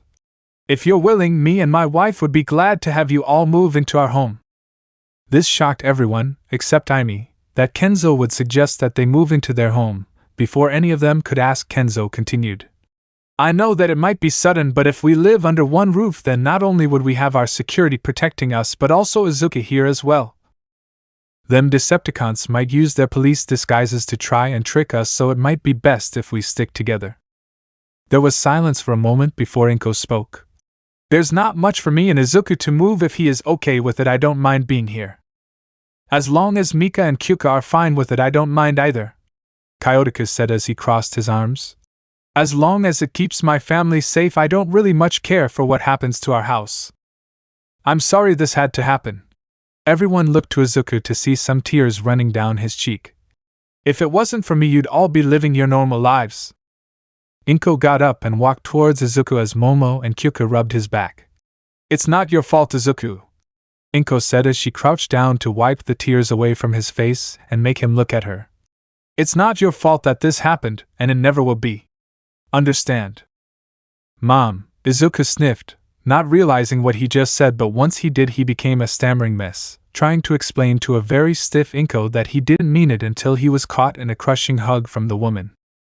Do you mean it? Inko asked with a small amount of hope leaking into her voice. Izuku was silent before the tears came back in full force as he nodded. Yes, I do, Mom. That was the last thing that came out of his mouth before Inko's tightened more as she cried into his shoulder. Thank you, Izuku. Thank you. Thank you. Thank you. The others in the room let this scene play out with smiles on their faces before Kyotoku opened his mouth. If you don't mind, Izuku, could you talk a bit more about Cybertron? Izuku chuckled at the blonde man's eagerness to learn about an alien race. Sure, I downloaded some of the commercials on my phone from my memory. Let's see, how about the relinquishment clinics? Hell yeah! Hey Izuku, can we talk? Momo asked. It had been a few hours since the talk about Cybertron and the complete geeking out from Kyotoku, much to everyone's amusement.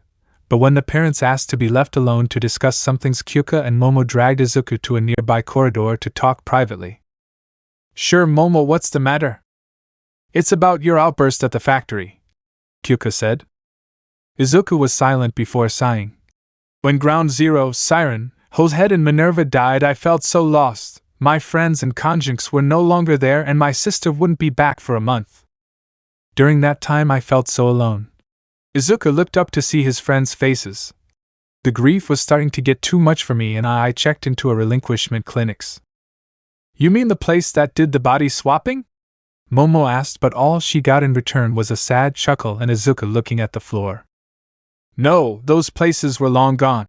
Izuku trailed off, hesitant on saying what he was going to reveal. The very few remaining clients offered a new type of service, strictly on the quiet. You went there to be murdered. Do you know how hard it is for a Cybertronian to die by their own hands? You can jump off a building, blow yourself up, or cut off your own head and you might still survive. Izuku didn't realize that both Kyuka and Momo were tearing up at hearing about him wanting to kill himself. So yeah, I checked into one. There were 4 of us there in that waiting room. I remember that. 3 Decepticons, an Autobot and me, all queuing up to be killed. In those moments I felt close to those Decepticons. Izuku finally looked up to see the girls openly crying with their hands over their mouths. What happened? Momo asked.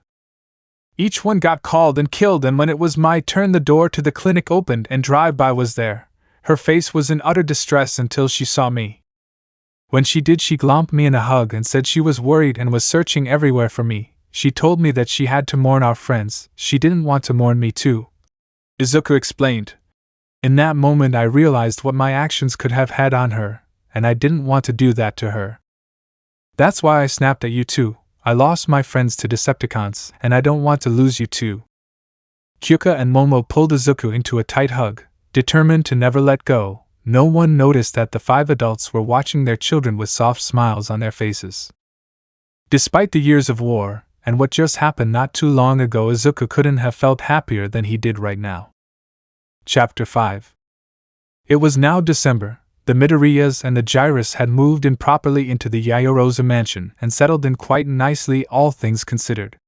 Barricade and Stockade haven't made a move on the mansion at all since their last encounter. Due to this, the security guards' pay was doubled as compensation for what they might have to go through. Izuku told the security about the Cybertronian race and where to aim if the Decepticons make a move. He was hesitant on telling them about this, but Aimee explained that if they know what they're dealing with, they can better protect everyone. So Izuku explained to them about some weak points they should aim at to try and take them down, mainly the joints and the eyes. Speaking of Izuku, he had healed from his wounds and has since taught Momo and Kyuka how to treat his injuries when in his robot mode. This was because, as they found out, any damage done to his robot mode would carry over to his human shell.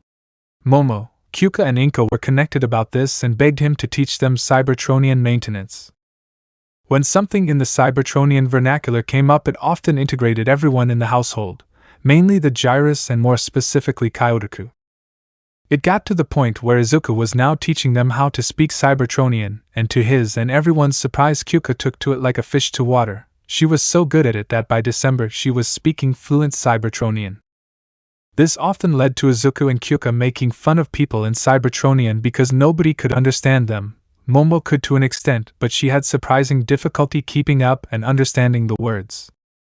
The nightmares kept up despite the move, as they kept shifting between the war itself, the loss of his friend and loved ones, but what hurt most was that new nightmares started to stir, ones that contained his new friends and family. He dreamed that if this move doesn't work, or that if it didn't happen, that everyone would be killed to try and break his will. He dreamed about how the Decepticons would target Inko and most likely subject her to torture. He dreamed about the factory, that if the 2 Decepticons didn't want to maintain cover, they could have just blasted the factory, killing both Kyuka and Momo. What made it worse was that if he started to space out and daydream, these nightmares would follow him there too, like he was now. He was sitting at the dining room table doing the second thing he liked to do before the war, and that was drawing. Nothing really specific, but just whatever came to mind. That's when his thoughts started to drift, and soon was consumed by the memories of long since past. It was the night where they got their revenge. Siren, Hosehead, Deku and Minerva would infiltrate the camp of the Decepticons that killed Ground Zero. Their jobs were clear. Siren and Hosehead would go to the west of the building, while Minerva and himself would go to the east. Both teams would plant timed explosives on the 4 generators that powered the building. Once placed, they would rendezvous at the meeting point and watch the fireworks. You all remember the plan? Deku asked the 3 bots that accompanied him, to which they all nod in confirmation. Good, we do this for ground, we do this for every life that they have taken. Ready? Break! They all shout in unison, transforming into their alt modes and driving to their assigned areas. Deku and Minerva reached the east wing of the compound. The building did bring some unsettling nerves to him as he brought his hand to the right side of his head. Remember to communicate on secure comms, don't want them to know our locations, he whispered. Roger that, Siren replied. You forget one time and they never let you live it down, not manly Deku, Hosehead muttered. I'll hush you, Deku chuckled. I've always got your 6, my love, Minerva whispered from behind him, her soft, loving voice calming whatever nerves were there. And I have yours, he said lovingly to her back, turning his head slightly to look at her with a warm smile. They slowly and quietly sneaked their way through the building, trying not to set off any alarms or alert the guards patrolling around the area. Suddenly they reached a fork in their pathway that went in opposite directions with labels that read Reactor 3 on one and Reactor 4 on the other. "This is Hosehead to Team B, Hosehead to Team B. This is Minerva, Hosehead, what's your situation?" she said as she and Deku looked down the two corridors. "We've reached a fork in our path. There are signs saying that they are pointing to Reactors 1 and 2, but they are facing away from each other. Should we split up and proceed with extra caution?" Minerva looked over at Deku, silently asking what they should do. He looked back at the signs on the wall for a few seconds before turning back and nodded.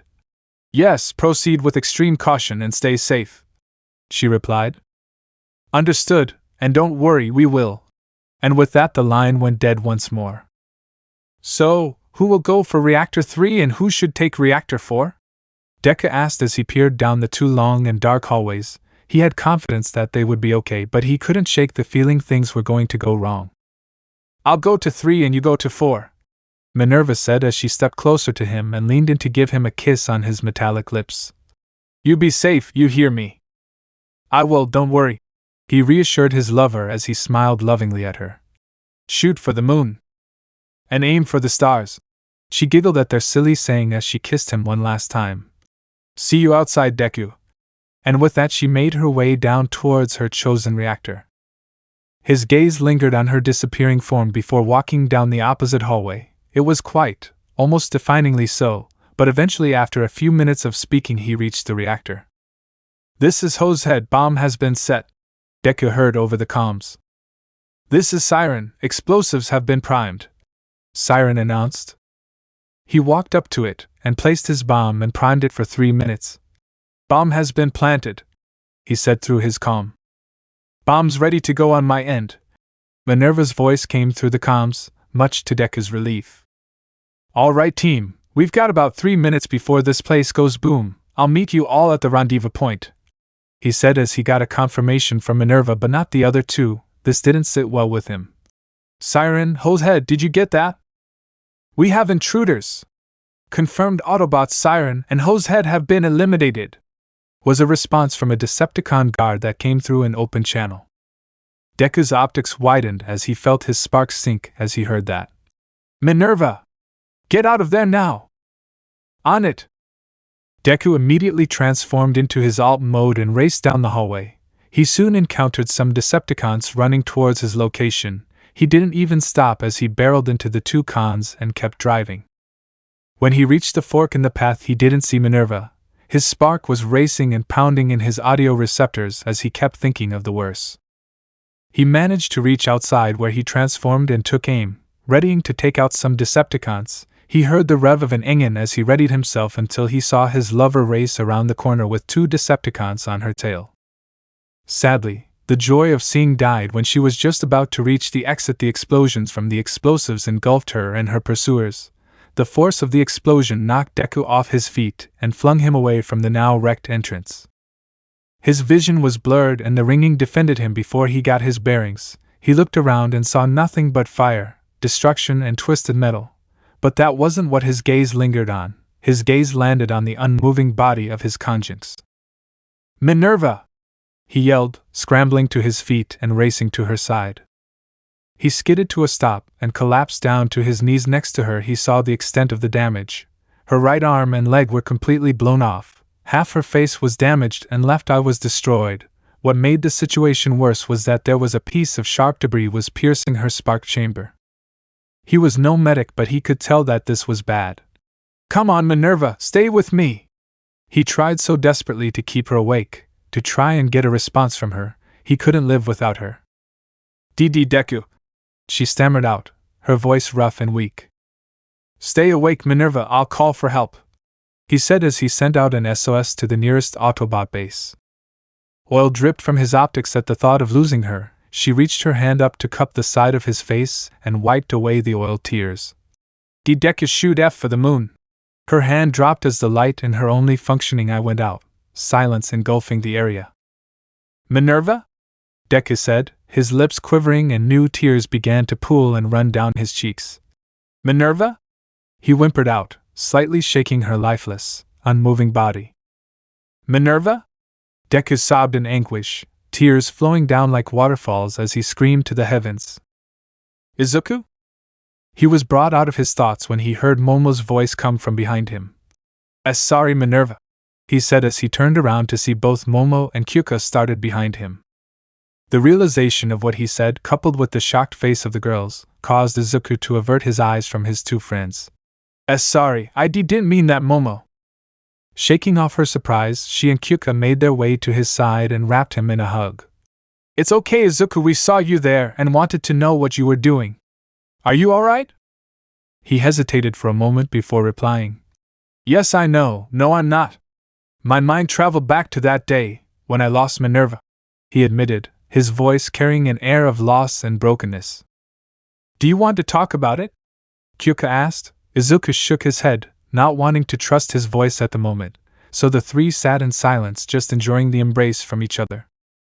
Kyuka looked down at the sketch Deku made and saw him and a few other bots she didn't recognize. They were standing in front of a building with some Cybertronian text above that read McAdam's old oil house above the door with Autobot insignias. She looked closer and saw that there were bots around him, 3 male and 2 female. They were clearly smiling and enjoying each other's company. Who are they, Izuku? Momo asked as she also noticed the drawing he made. He looked down and realized what he drew. With a sad smile he pointed to each of them. Hose Head. He pointed to a big red Autobot. Siren. He pointed to a blue and white bot. Ground Zero. He pointed to a tan-looking bot. Drive-By. He pointed to his sister. While they did share some similarities, besides the feminine looks, they were different in terms of parts and the black and red colors contrasting against Izuku's green, bulk and red. The last one he pointed to was what broke the girls' hearts as they gazed upon a white and red fembot. Minerva.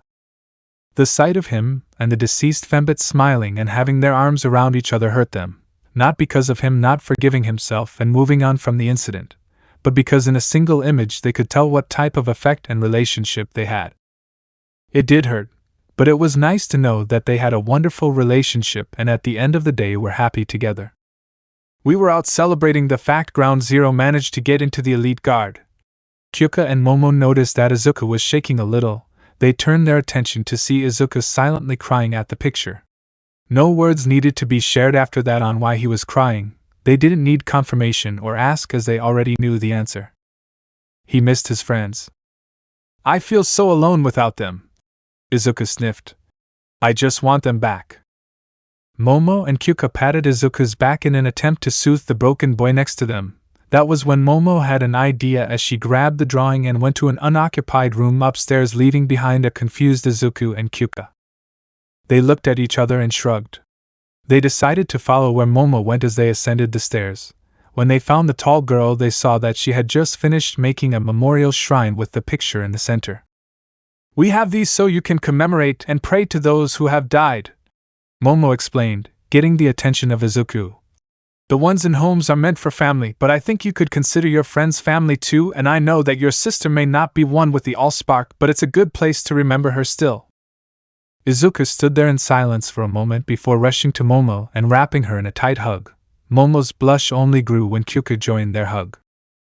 Chapter 6.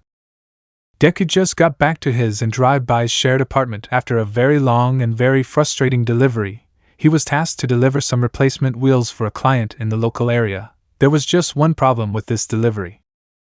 It was to a bot named Prowl. There were 3 bots that went by Prowl in the city. When he finally found the correct Prowl, he was just ready to call it a day.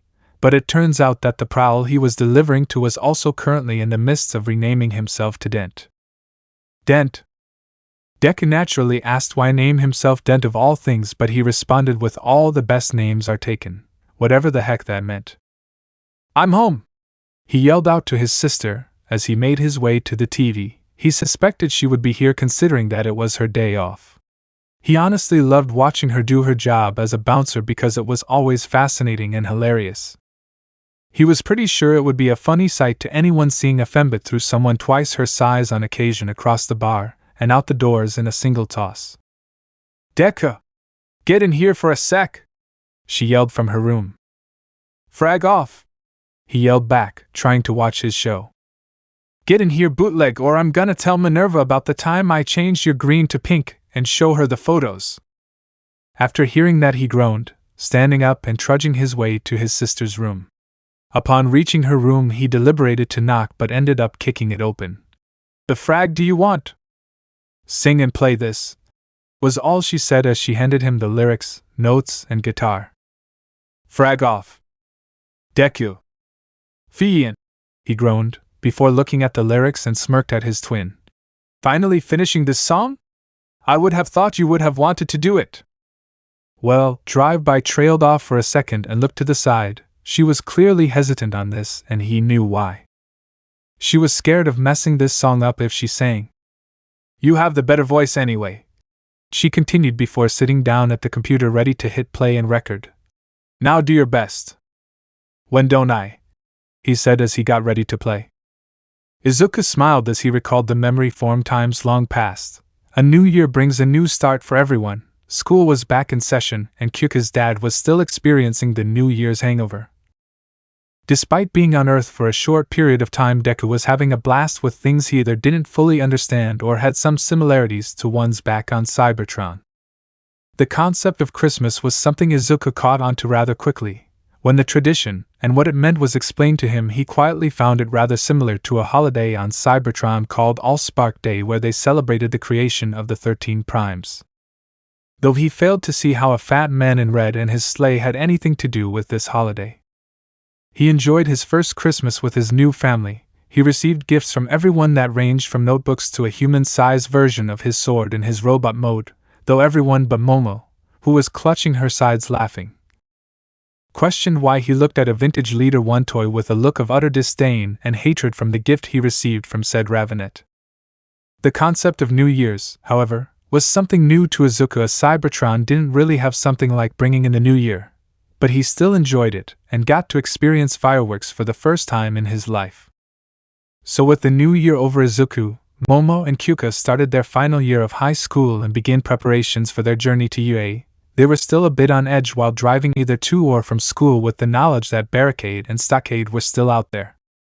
Right now the three friends were sitting at their desks as it was the last period, and they planned to spend the rest of the day around the town. They were talking about what they wanted to do when school was over as the teacher walked in with a stack of papers. All right, class? Their teacher spoke. His voice often reminded Izuku of someone that he could never quite place. As you all know, this is your final year here, and most of you will be going into a university or getting a job, and for that I would like to say that I'm proud of every single one of you. Thank you, sir, the class all said with a slight pow in their chairs. Please, there's no need for that. Their teacher chuckled lightly.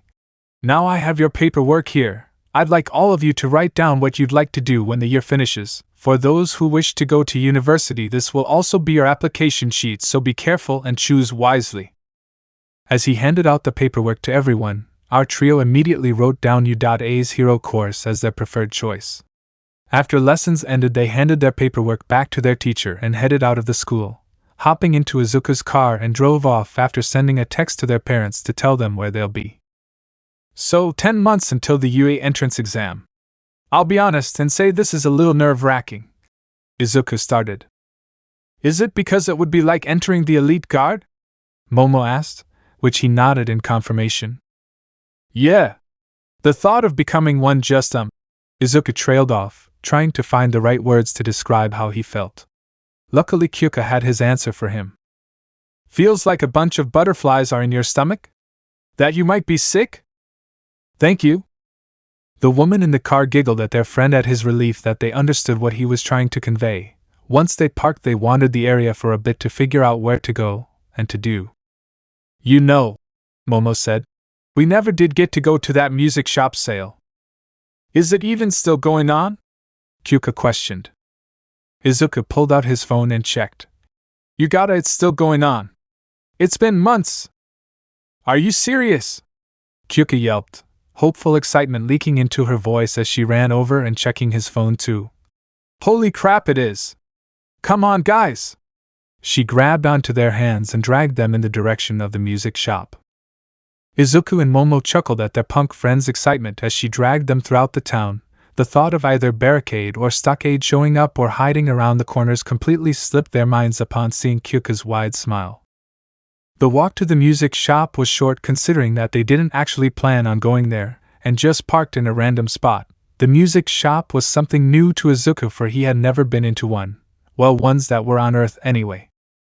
The walls were lined with different instruments in a variety of colors. Heavier instruments were dotted around the floor, shelves with either parts for the instruments, or were filled with albums from bands around the world and through time.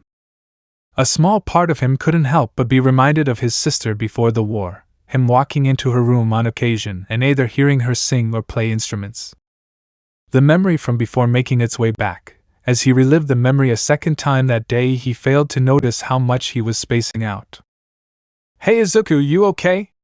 Kyuka said, tapping his left shoulder to get his attention.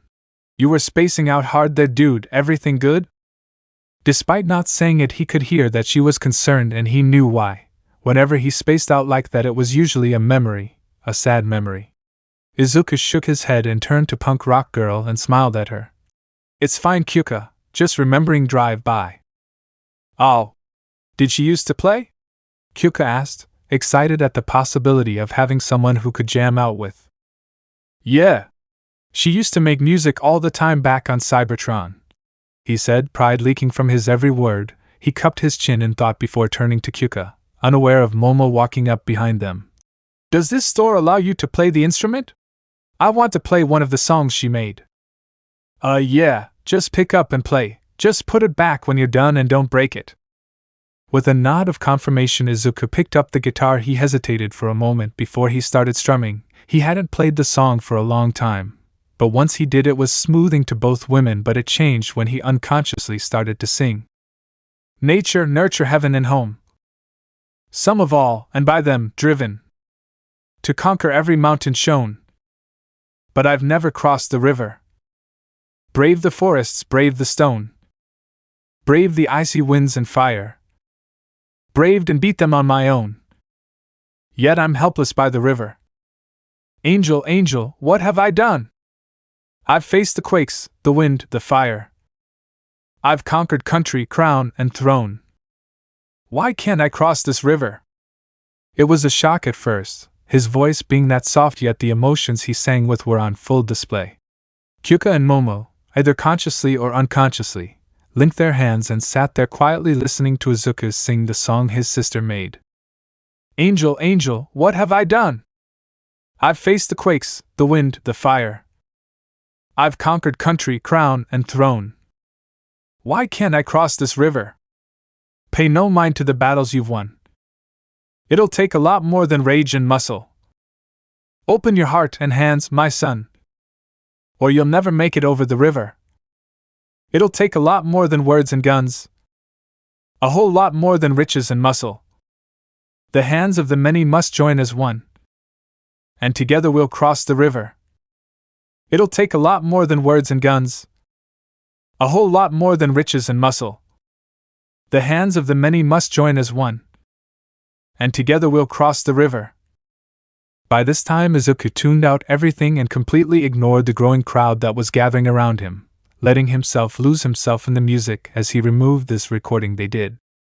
How happy Drive By was that the song came out so well, the positive comments she got when she posted the song for all to listen to.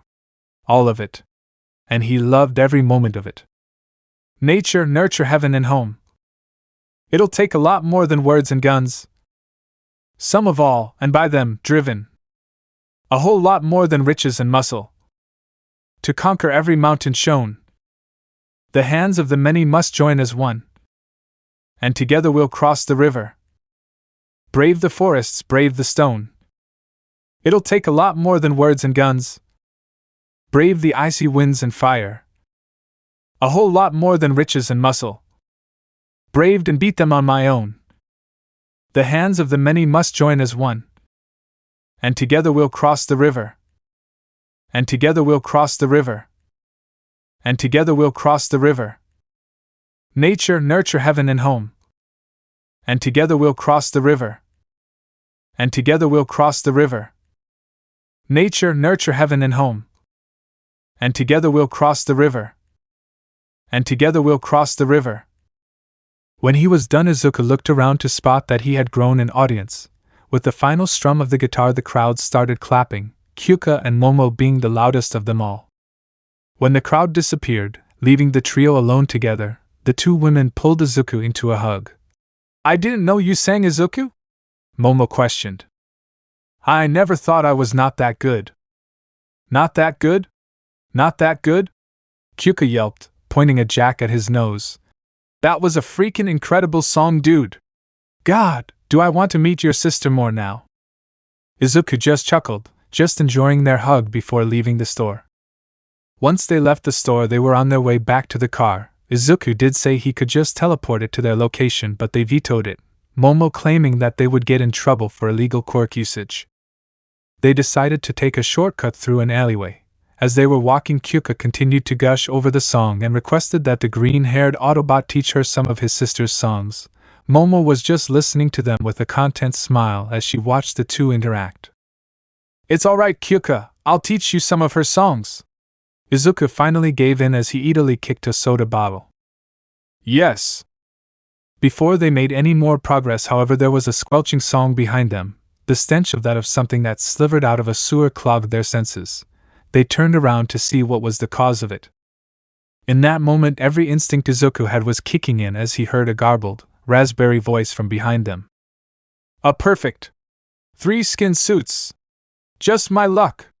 A large sludge-like monster rose, a manic grin he saw on a few Decepticon faces. A grin that wanted to kill them. The villain lunged at Momo as she tried to create something, but the villain was too fast. It encapsulated her in its body. Momo, however, did manage to create a powerful speaker that Kyuka picked up. Plugging one of her jacks into it, she shot out a wave of her heartbeat at the villain, unintentionally getting the attention of people and heroes nearby. Izuku himself was trying to get Momo out. He would have simply summoned his car and transformed into his robot mode, but the alleyway was too small for that. "Come on, you and less shit, think." Izuku berated himself. Momo can't breathe in there and Kyuka can't go full blast with Momo still in there. There has to be something solid on him. He looked around and saw it, his eyes. Reacting on that, Izuku ran and kicked himself up into a discarded trash can and jumped to capture the villain's eyes and gave them an experimental squeeze. It was successful as the villain roared in pain and let Momo go, her final catching her breath as the heroes finally made it on scene. Kyuka stopped for a second to grab the downed heiress and bring her to the heroes. Izuku turned around to make sure they got out before he heard a hero he recognized as Death Arms call out to him. "Look out!" He didn't react in time as the villain rammed a tendril into his stomach and let him drop to the floor. The last thing he remembered was a gigantic gust of wind and Momo and Kyuka's horrified faces as his vision went black. Chapter 7. Darkness. That's all Izuku could see. The thick black smog that twisted and turned around him. The one thing he did know was that he could walk, and that's what he had been doing for what felt like hours. He didn't know where he was, but the last thing he remembered was that he was protecting his friends. He wondered what happened when he blacked out. Were they fine? Did they capture the villain? All these questions had very few answers as he tried to find out where he was. That was until he heard music in the distance. He recognized this piece back before the war. Sadly, the DJD bastardized the song by using it for their kills. He remembered dancing with the one that stole his spark all those years ago to this song. A warm light consumed him as he soon appeared in a home that he recognized as his, and drive-bys back on Cybertron. Sitting in a chair looking out a window was the one bot he never thought he would see again for a long time. Minerva. She still looked as beautiful as the day he lost her. The light shining through the window gave her face a heavenly glow. She turned her head and looked down at his human form with a small smirk, her blue optics shining with all the warmth and love that he so sadly missed. She stood up from her seat and beckoned him with a finger to come closer. He stepped forward, and in doing so he crossed an invisible barrier that caused this human body to grow and morph into his Cybertronian body. Now, at his original height, Minerva stepped closer to him and wrapped her arms loosely around his neck, himself wrapping his arms around her waist. "Hey, Minerva." "Hey, Deku," Minerva whispered, the longing and love in her voice making his spark quiver. They stayed like that for what felt like an eternity, just staring into each other's optics, either letting go of their hold on one another. "Is this you?" Deku finally asked, having the courage to finally speak, his voice cracking as he did so. "Yes," she answered honestly. Deku finally broke and pulled her into a tight hug, finally letting his tears roll. "I missed you so much." "I know," his conjunct said, hugging him tighter. "I know." They just stayed like that in each other's embrace, gently swaying side to side as Deku just kept repeating that he missed her and kissing her. Without breaking the hug, the green Autobot asked, "Is this the Allspark?" The in-between point. Minerva mumbled, pulled back from the embrace a little, still allowing Deku's arms to still be wrapped around her, but allowed him to look at her properly. "It's not your time." What do you mean it's not time?" Deku repeated, letting go of her waist and grabbing her shoulders. "I'm not leaving, I'm not going anywhere without you." Minerva gently cupped his cheeks. "It's okay, there's a time for us, it's just not now." A gentle smile spread across her face that he loved so much but hated right now, as it signified that her mind had been made up. "Besides, they need you." "Who?" Minerva spun him gently around to face a blue spinning vortex that displayed a screen that warmed his spark. His human body was lying in a hospital bed with a heart monitor showing he was still alive. Momo and Kyuka were on either side of him, while holding his hands as they appeared to have been crying. His mom was in the room with both Momo's and Kyuka's parents. Though no sound was heard from the vortex, bearing its gentle humming, he couldn't help the sad smile that made its way onto his face as Minerva spoke again. "Your family." Deku looked at her as he was going to respond to her before she put a finger on his lips. "You have a new opportunity to live a better, more fulfilled life now. Don't waste it chasing ghosts. Do it for me? Please?"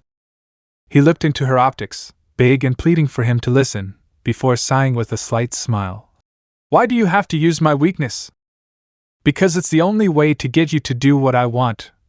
Minerva quid, giggling to herself at his look of forced acceptance. Deku pulled away and started to make his way to the vortex before Minerva called to him. "Hey." He turned around to see his dead lover smirking at him.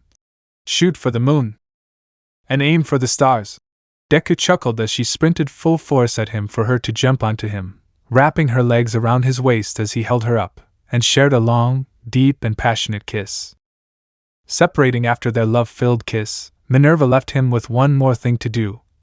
"When you get back, tell them how you feel, okay? If it makes it better, I'd very much approve of them." "Are you sure? Does a quintessence have 5 faces?" That was all she said before pushing him through the vortex, a loving smile all the while as he disappeared, with her saying one last thing when his world went dark once more. "Till all are one, Deku." Momo was starting to worry about Izuku now. After the sludge villain stabbed him, she nor Kyuka had left his side, only when he was sent in for surgery, and he had been out for days. All 3 of them could afford to miss some school time, but with him being out for this long she couldn't help but worry. She hated that he got injured trying to rescue her from that villain's clutches. It was only through the timely arrival of Almight that he was still here. He apologized for what happened to them and extended that he was trying to find the villain through the sewer system but lost track of him. He said that if he was just fast enough, then their friend would not be in the situation he was in now. Her thoughts of losing him twisted in her stomach like a knife, but before they continued she and Kyuka felt him start to stir awake. She looked up and her onyx eyes mixed with his vibrant emerald. "Hey!" he said raspily to them. "DKU!" They yelled at once and clung to his hospital gown, their tears soaking his shoulders. "Don't you ever do that again, you idiot!" Kyuka sobbed into his ear, her ear jacks wrapping loosely around Momo's and his wrists. "We were so scared," Momo mumbled. "I'm sorry for worrying you both," Izuku explained as he held them tightly. "But if it meant that you 2 were safe, I'd gladly do it again." At the admission, Momo did something that shocked everyone in the room. She grabbed Izuku by the collar and pulled him a deep and passionate kiss. She broke it off and turned to Kyuka and did the same thing. A small part of her did a flip when she heard Kyuka squeak. Pulling back, she took in the red faces of her friends and tried to apologize before Izuku kissed her back. He pulled back and Kyuka did the same. After Kyuka and Izuku kissed her, they turned to each other and gave a passionate kiss themselves. The lovely moment in Momo's opinion was cut short by a cough from next to them, slowly turning their heads as they looked at the parents that they forgot were still in the room. The mothers looked like they wanted to squeal at the sight before them. Their fathers meanwhile looked like they either wanted to strangle Izuku, die in a hole when they heard their wives and Inko talk about weddings and grandbabies and wanting to deny but ultimately accept the fact that a giant alien robot warrior was probably the best thing their daughters could date. Now that is over, how are you feeling, Izuku? Kyotoka asked, wishing to cleanse his eyes from the previous sight before him. I feel like Motor Master ran me over. Izuku groaned as he sat up, Kyoka and Momo still holding on to him. Apart from that, I'm functional. I'm happy to hear that, Izuku, Inko said as she walked over and yanked his ear up. But if you ever end up back in surgery again, I will make sure your little adventure with Bumblebee, Cliff Jumper and those scraplets look like a picnic. Why, yes, ma'am. Izuku shuddered. Like all Cybertronians, they were afraid of scraplets, so he was understandably afraid of what his adopted mother would do to him if he ended up back in here. Well, I see you're full of energy. The doctor chuckled as he came into the room. Your body took quite the hit, and we were worried how it would reflect on your quirk. How would Izuku being stabbed affect his quirk? Kenzo asked in fake confusion, her and everyone who knew his secret already knowing what he might say. Well, young Midoriya's quirk is a unique one, in that his is tied to a real-life object. There are few who have this quirk, so not much information could be sourced. The doctor explained. We called in some professionals that study this field of quirk and there were no significant changes to your car. But we suspect that damage could cross over regardless. To put it simply, we think if you sustain injuries in either your human or robot forms it will transfer over to the other when you transform. He continued. So if you went into your robot mode when you were impaled, the same injury would have appeared in the same place. This is just a theory though. I'll just do some final checks before releasing you. But first there is someone who would wish to speak to you all, the doctor said as he left the room. You know, I still want to know about this situation with Bumblebee, Cliff Jumper and some scraplets, Mika asked in confusion. Izuku shrugged. Well, it all started when Hotshot brought us together and said he lost something called Jayam. Before Izuku could continue the story, the door to the room opened and a shaggy blonde man stepped inside. He was skinny, bordering on malnourished, sunken cheeks and hollow blue eyes. It's nice to see you're okay, young man, the blonde said with a smile. My name is Toshinori Yagi, but most of you might know me better as. Smoke started steaming up from his form, growing larger and more muscular by the second until it was a form that shocked everyone in the room to the core, as standing before them was Almight. Silence flooded the room as everyone stared in shock and awe. The symbol of peace himself was standing in front of them all and went from a sickly man into the towering behemoth. All Might shrunk back down and looked around the room. Honestly, I was expecting more of a reaction than this. That's mainly because it's hard to get surprised about stuff like this nowadays, Inko said, confusing the skinny hero. But it is shocking that All Might of all people is in this room. That I don't know how to respond to that, Toshinori mumbled before clearing his throat. The reason for this is because I want to say my apologies to young Midoriya for not arriving sooner to beat the villain. It's fine, All Might, what's done is done, Deku waved off. And besides, I'm still able to do things, I just need to take it easy for a while. Still, that is no excuse on my part, so as a way to make up for that I wish to train both you and your two friends, if that is okay with you. Izuku thought for a moment before looking at Momo and Kyuka, silently asking what they wanted to do. I'm alright with this, Izuku, Momo responded. It might be good for us, and besides you might need training to not go for the kill immediately, Kyuka said, whispering the last part. Izuku turned towards All Might and nodded his head. Splendid! I'll make training regimes for the three of you. Now if you excuse me, I'll get started on that and meet me at Takoba Municipal Beach next week. And with that, the shrunken-down pro hero walked away. Things were just starting to calm down now that he left, and Izuku was now starting to have a good feeling about this year. So, are we gonna talk about what happened between you three? Inko said with a teasing grin. Suddenly the year was now looking a little darker. Chapter 8. It was bright and early when the trio woke up and drove towards the location of where Almight sent. What they never expected was to be looking at a beach full of garbage. What the hell did we sign up for?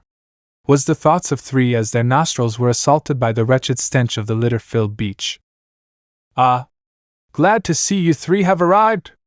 A voice called out from behind them. They turned around and saw a skeleton of a man, hollow cheeks, sunken blue eyes and rigid blonde hair. I was afraid you may not have shown. I'm sorry, but do we know you? Izuku asked before thinking. He looks like someone, but who? Right, sorry, my name is Toshinori Yagi. I'm All Might's assistant and trainer. He would have been here himself, but he was called at the last minute.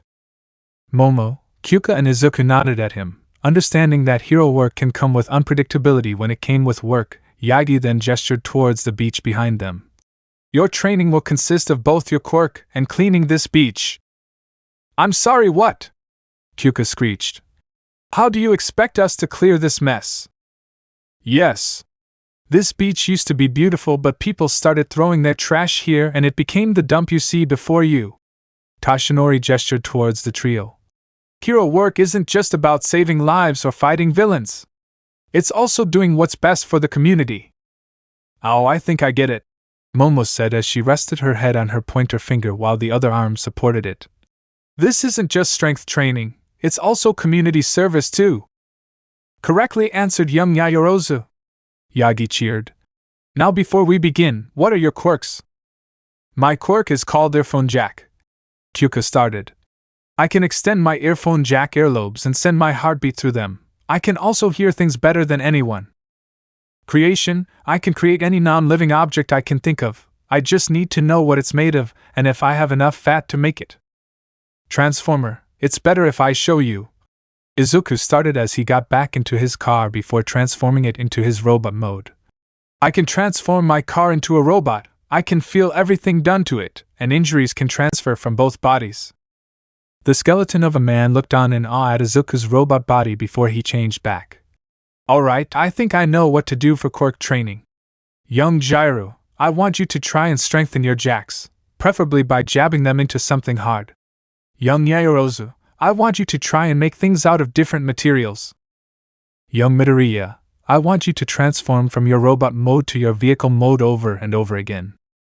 The snagged-haired blonde handed the three a small booklet that had the words aimed to pass American Dream Plan. On the front, they flipped through the pages and saw what times their training would start and for how long it would last. Even our sleep schedules are planned. Kyuka grimaced as she liked her sleep. I'll be honest with you, this is going to be utter hell. Think you got it? Yagi asked. Getting a nod from all three and without a further response, they set to work on cleaning the beach with Toshinori supervising them. Izuku then looked over at both his girlfriends. I'm a bit worried about my training. I don't particularly want my T-Cog to become a lump of coal anytime soon. Oh yeah, Kyuka said. You mentioned it's the one organ that you Cybertronians can't replace. So if it gets damaged you'll have no way of fixing it, would you? Momo finished and got her answer when Izuku shook his head. Momo looked to her purple-haired girlfriend and they both nodded in agreement. If it's alright with you, could you teach us how to repair a Cybertronian? Just in case something happens in the future. Izuku thought about it for a moment before nodding. Sure, I don't see the problem with it. They got back to their training, completely unaware of Barricade watching from around the corner in his alt mode. The Decepticon thought before driving away, leaving the human Autobot but still keeping tabs on him and his human allies. I wish to die, Kyuka thought as she shut up her alarm clock and dragged herself out of bed, throwing on a purple tank top and black booty shorts to get ready for the day. The reason for her wishing death was because of the borderline criminal time she was forced to wake up now. She always hated having to wake up early, and if left alone she would wake up in the afternoon. But thanks to their training she had to be up to do their morning run before heading to school, with the only respite being on Saturdays and Sundays. Though it had been a few weeks since their new training regime was put in place, but it didn't excuse the fact that she had to get up early. She didn't understand why Momo and Izuku could stand this, but the more she thought about it the more it made sense that Izuku would be used to it, and though Momo was still a mystery, doesn't excuse the fact that she thought her boyfriend and girlfriend were insane. Boyfriend and girlfriend, those words still threw her through a loop as she never would have expected something like this to happen. A boyfriend or a girlfriend, sure, but not both. They spent the night trying to find out what their relationship was, and it turned out that it was called polyamory. It was also legal because when Quirk marriages came about, polyamory also came with it. While Quirk marriages became illegal, polyamory stayed due to the fact some quirks came from relationships, though these types of relationships are rare. She was getting sidetracked. She reached downstairs where she met her lovers and got some breakfast, and went out for their morning run. About halfway through the run with them, she noticed that her shoelace came undone, so she stopped and readying it together. But when she looked right for a moment was when she caught sight of something that made her stop in her tracks and made her stomach drop. Around the corner watching them was a black Cadillac Escalade SUV, the same SUV that she had the misfortunes of knowing as Stockade. She turned to Izuku and Momo only to see them jogging back to her with concerned expressions. "Is everything all right, Kyuka? You look like you've seen a ghost," Izuku commented. "SSSS. She shakily pointed to where she saw the Decepticon, too frightened to even look where he was. Momo looked to the side and her confusion only grew. "Kyuka, there's nothing there." The purplet wiped her head around and sure enough the black SUV was gone, like it wasn't there at all. She rubbed her eyes and looked back to make sure her eyes weren't playing with her, but he wasn't there anymore.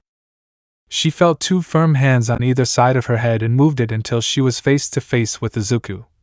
"Kyuka, you're starting to scare us and you're hyperventilating. Just take deep breaths and calm down, focus on us." He spoke softly but with a tone that let her know she was safe. She did as she was told and started to breathe in and out like she would do for Izuku when he would have panic attacks. After she calmed down, Izuku spoke again. "Now, what happened?" When I stopped to retie my shoelace again, I looked left, and I think I saw Stockade." After that they decided to call their morning run off early. "Are you a fragging idiot, Stockade?" Barricade yelled with a scowl on his face. Stockade just got back to tell him of what he saw and that the purple-haired girl may have seen him.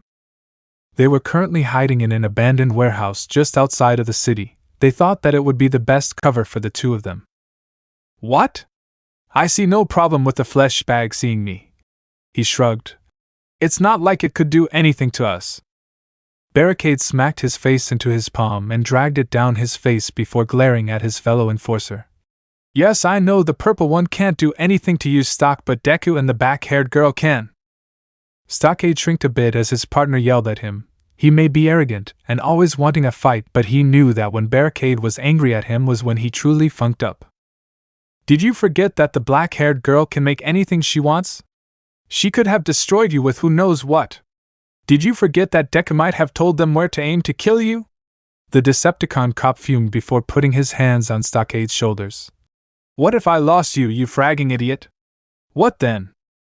Stockade put a hand on Barricade's and patted it.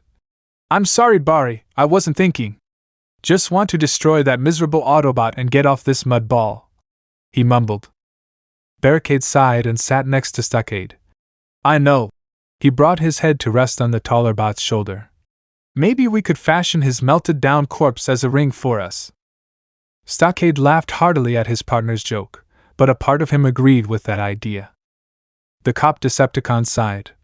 "We're gonna have to lay low for a while now. We may also have to find a new base of operations as they know where in Mistreated. Problem is, where do we go?" Stockade finished Barricades though. "Well, we may be able to help each other." A voice called out to them. The two Decepticons stood up and pointed their blasters to where they heard the voice. On the catwalk was a man whose appearance was that of a purple fog. He wore a very elegant suit with a tie and had a metal brace that goes from around his collarbone to just below his wispy yellow eyes. The intruder brought his hands up to show he was of no threat. "Now, gentlemen, my master believes that he may be able to help you in your endeavors, as long as you lend a hand with his operation." "Should we trust him, Barry?" Stockade whispered to his partner. "Let's go and see what it is they have to offer. If not, we can just kill them," he whispered back before addressing the Mist Man. "Well, follow for now, human. Take us to your leader." The Mist nodded and opened a portal big enough for the two Cybertronians to step through. "Right this way, gentlemen." And with that they stepped through, not even leaving a trace that they were there at all. Chapter 9. At the beach, Izuku and Kyuka were cleaning some of the beach while Momo worked on her quirk by making nesting dolls. It had been 2 months since they started to clean the junkyard that was once a beach, and in that time the trio had been more aware of their surroundings to make sure that the 2 Decepticons weren't skulking around. But as the 2 months went by they saw nothing of them, but that didn't mean that they weren't still looking. While Izuku appreciated the training that All Might provided, he didn't like how when he was done he felt like his T-cog was about to burn out of its casing. Sure, the training was nothing compared to what he was subjected to as an Autobot, but it was still taxing on both his bodies. He also remembered an embarrassing conversation he had with the 3 just a week after they started training. It was a nice bright day when Toshinori asked him a question.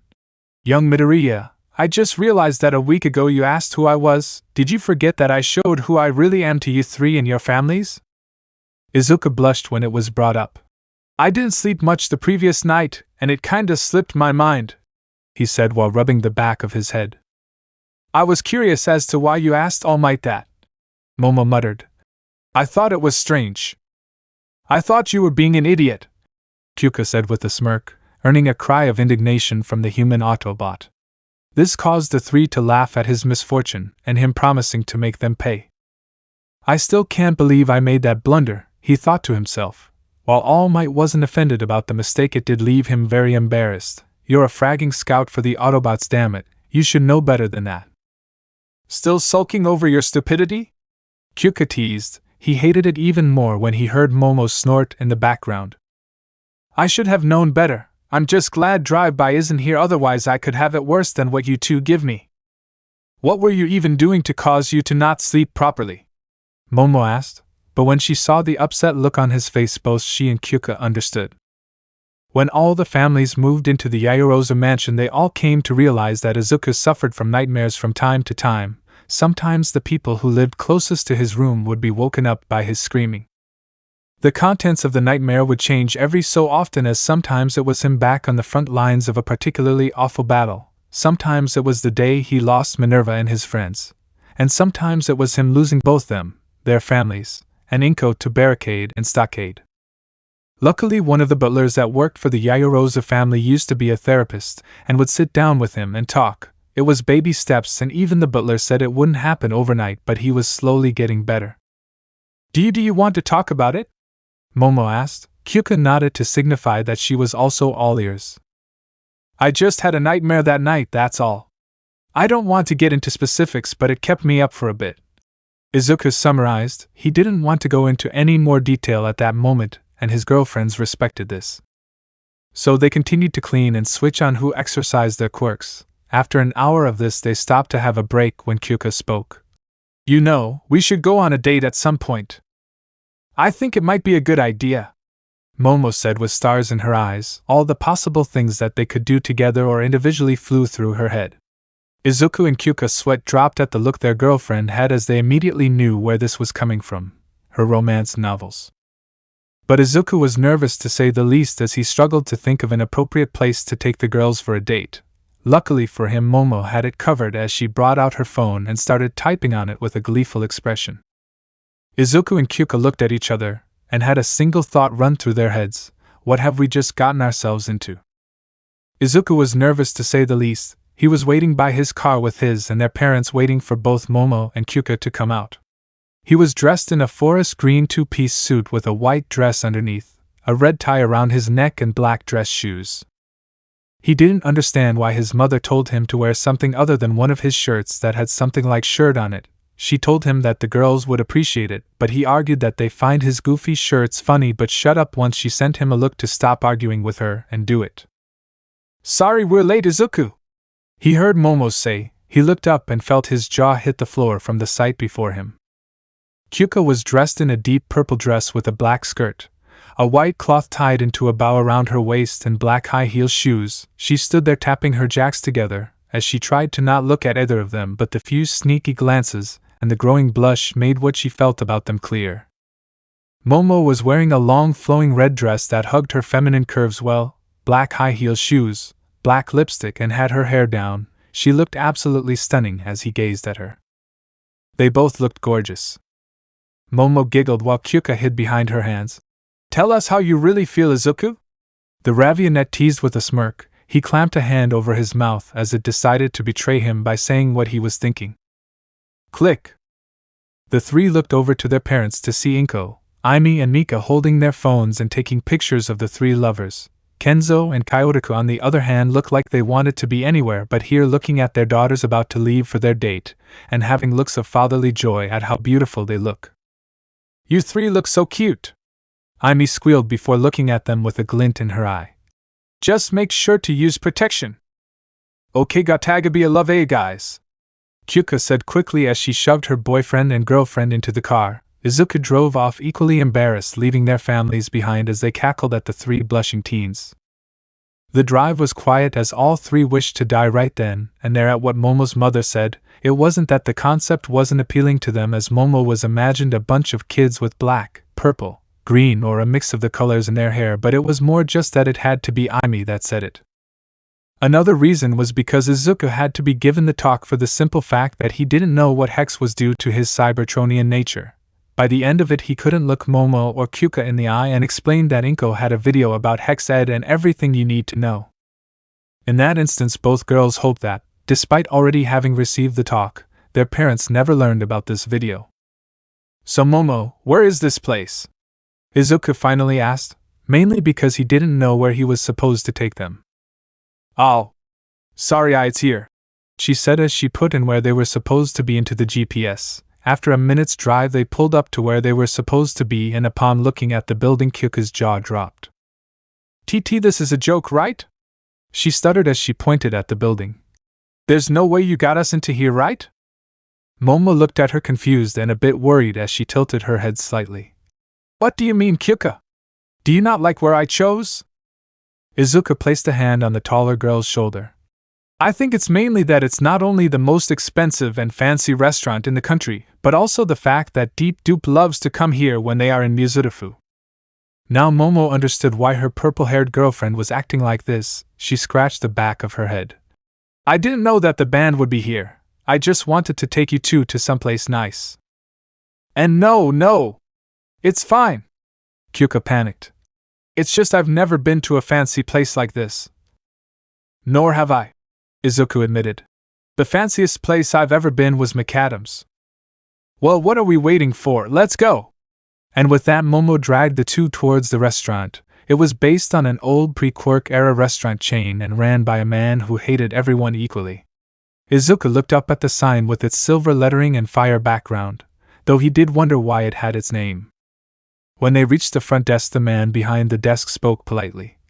Hello and welcome to Hell's Kitchen. How may I be of assistance?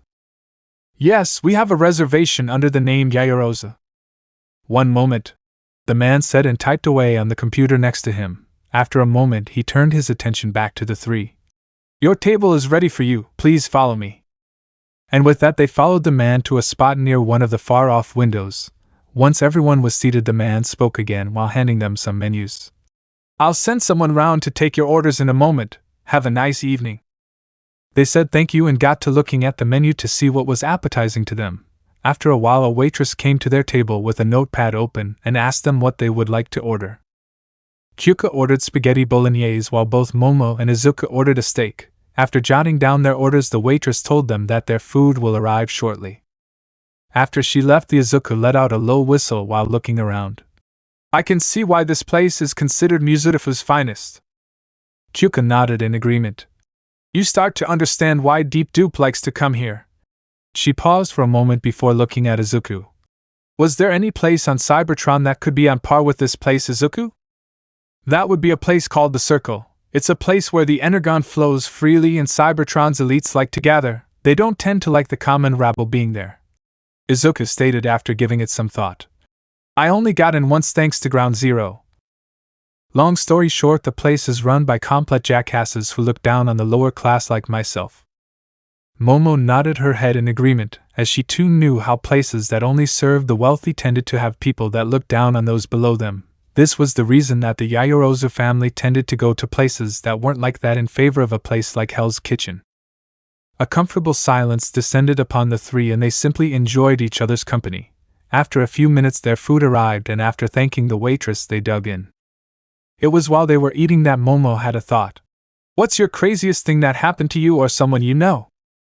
You first, Kyuka said as she looked at her Ravionette girlfriend. A giant robotic alien crash-landed in our cabin's front yard who later became my boyfriend, Momo said with a sarcastic smirk. That's cheating, Momo, and you know it, Izuku said with a chuckle and eye roll at his girlfriend's antics. What about you, Kyuka? Anything crazy happened to you? Kyuka thought for a moment before answering.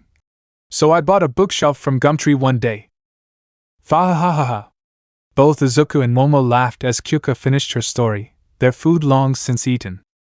You want to know the best part? Kyuka asked, earning a nod from Izuku and Momo. I just made it up, that's right, there is no Morgan. What? Izuku exclaimed in frustration as he had been well invested in his punk girlfriend's story. Come on, that's bullshit. Momo nodded her head in agreement with an equal look of frustration. That story was so interesting too. The second best thing about that story? First draft, Buck you Hemingway. Ha ha ha ha ha. Another round of laughter was released by her lovers. After calming down a bit, Kyuka turned towards Izuku. Okay, are there any funny stories, Green? After a bit of thought, Izuku picked the perfect one. Okay, so you know how I was beaten by those 2 elite guard members? He asked and reserved a nod from the two. Well, Ground Zero later found out that they were being transferred over to his squad and he was ecstatic. A thing about the way Ground trains his recruits is that he loves something he calls hunt. The object is as a team you are to hunt him down and kill him before he kills you, he explained further. So he has them playing paintball? Momo asked, confused. That doesn't sound that bad. Well, he used paintball rounds, Izuku muttered. Silence is what he heard for a moment before Kyuka asked weakly. So he makes them use live ammo? When the only response she got was a head nod, she shook her head lightly. He's ever brave, stupid, or batshit insane. Yes, and most definitely yes, but my story isn't done just yet, he said before continuing. He was extremely hard on those 2 bots, so they thought to get payback. The little sycophants decided to bring C4 in and set it up. When Ground Zero was near, they blew it up. Momo and Kyuka gasped at what he just told them as they couldn't believe that happened, so Izuku explained further. Everyone came running when they heard the bang and saw them laughing their asses off, but that laughter soon turned to horror as one of them was soon hit by a flying severed arm that belonged to Ground Zero. They looked up and saw him with a look of pure fury and beat the scrap out of them with his missing arm and themselves. The 2 females burst into laughter. It got louder when Kyuka wheezed. He beat a motherbucker with another motherbucker. Was he alright? Momo said when she calmed down. And what happened to the 2 recruits? They were stripped from their elite guard status and kicked to the curb. Izuku shrugged. As for Ground? He was fine after he got it reattached, said it was just a scratch. And that he had worse. That's what he told me. What happened after? Drive-by kicked his ass for doing that, Izuku summarized. His girlfriends giggled before Kyuka looked outside. It's getting real late, don't you think? Momo checked her phone and agreed that they should start heading home. After getting a waiter's attention for the bill, Izuku pulled out his bank card before Momo stopped him. What do you think you're doing? Paying for the meal? He asked, confused as to why that was a problem. I'm paying for the food, Momo said firmly while rooting around in her purse. You can pay next time. But Mom said? Just drop it, Izuku, Kyuka piped up as she stood up. When a woman says that she wants to do this, you let her. The green-haired Cybertronian held his hands up in surrender as he and his lovers walked out of the restaurant and to his car. Due to how late it was and now a distant drive, it was no wonder that they started to feel drained. When they got home that night, Kyuka and Momo were too tired to make it up to their rooms, and since Izuku's room was the closest, they decided to just sleep in his room. After throwing on some of his shirts, they crawled into his bed with Kyuka in the middle, being hugged by both Izuku and Momo. And for the first time since coming to Earth, Izuku wasn't plagued by nightmares that night. Chapter 10.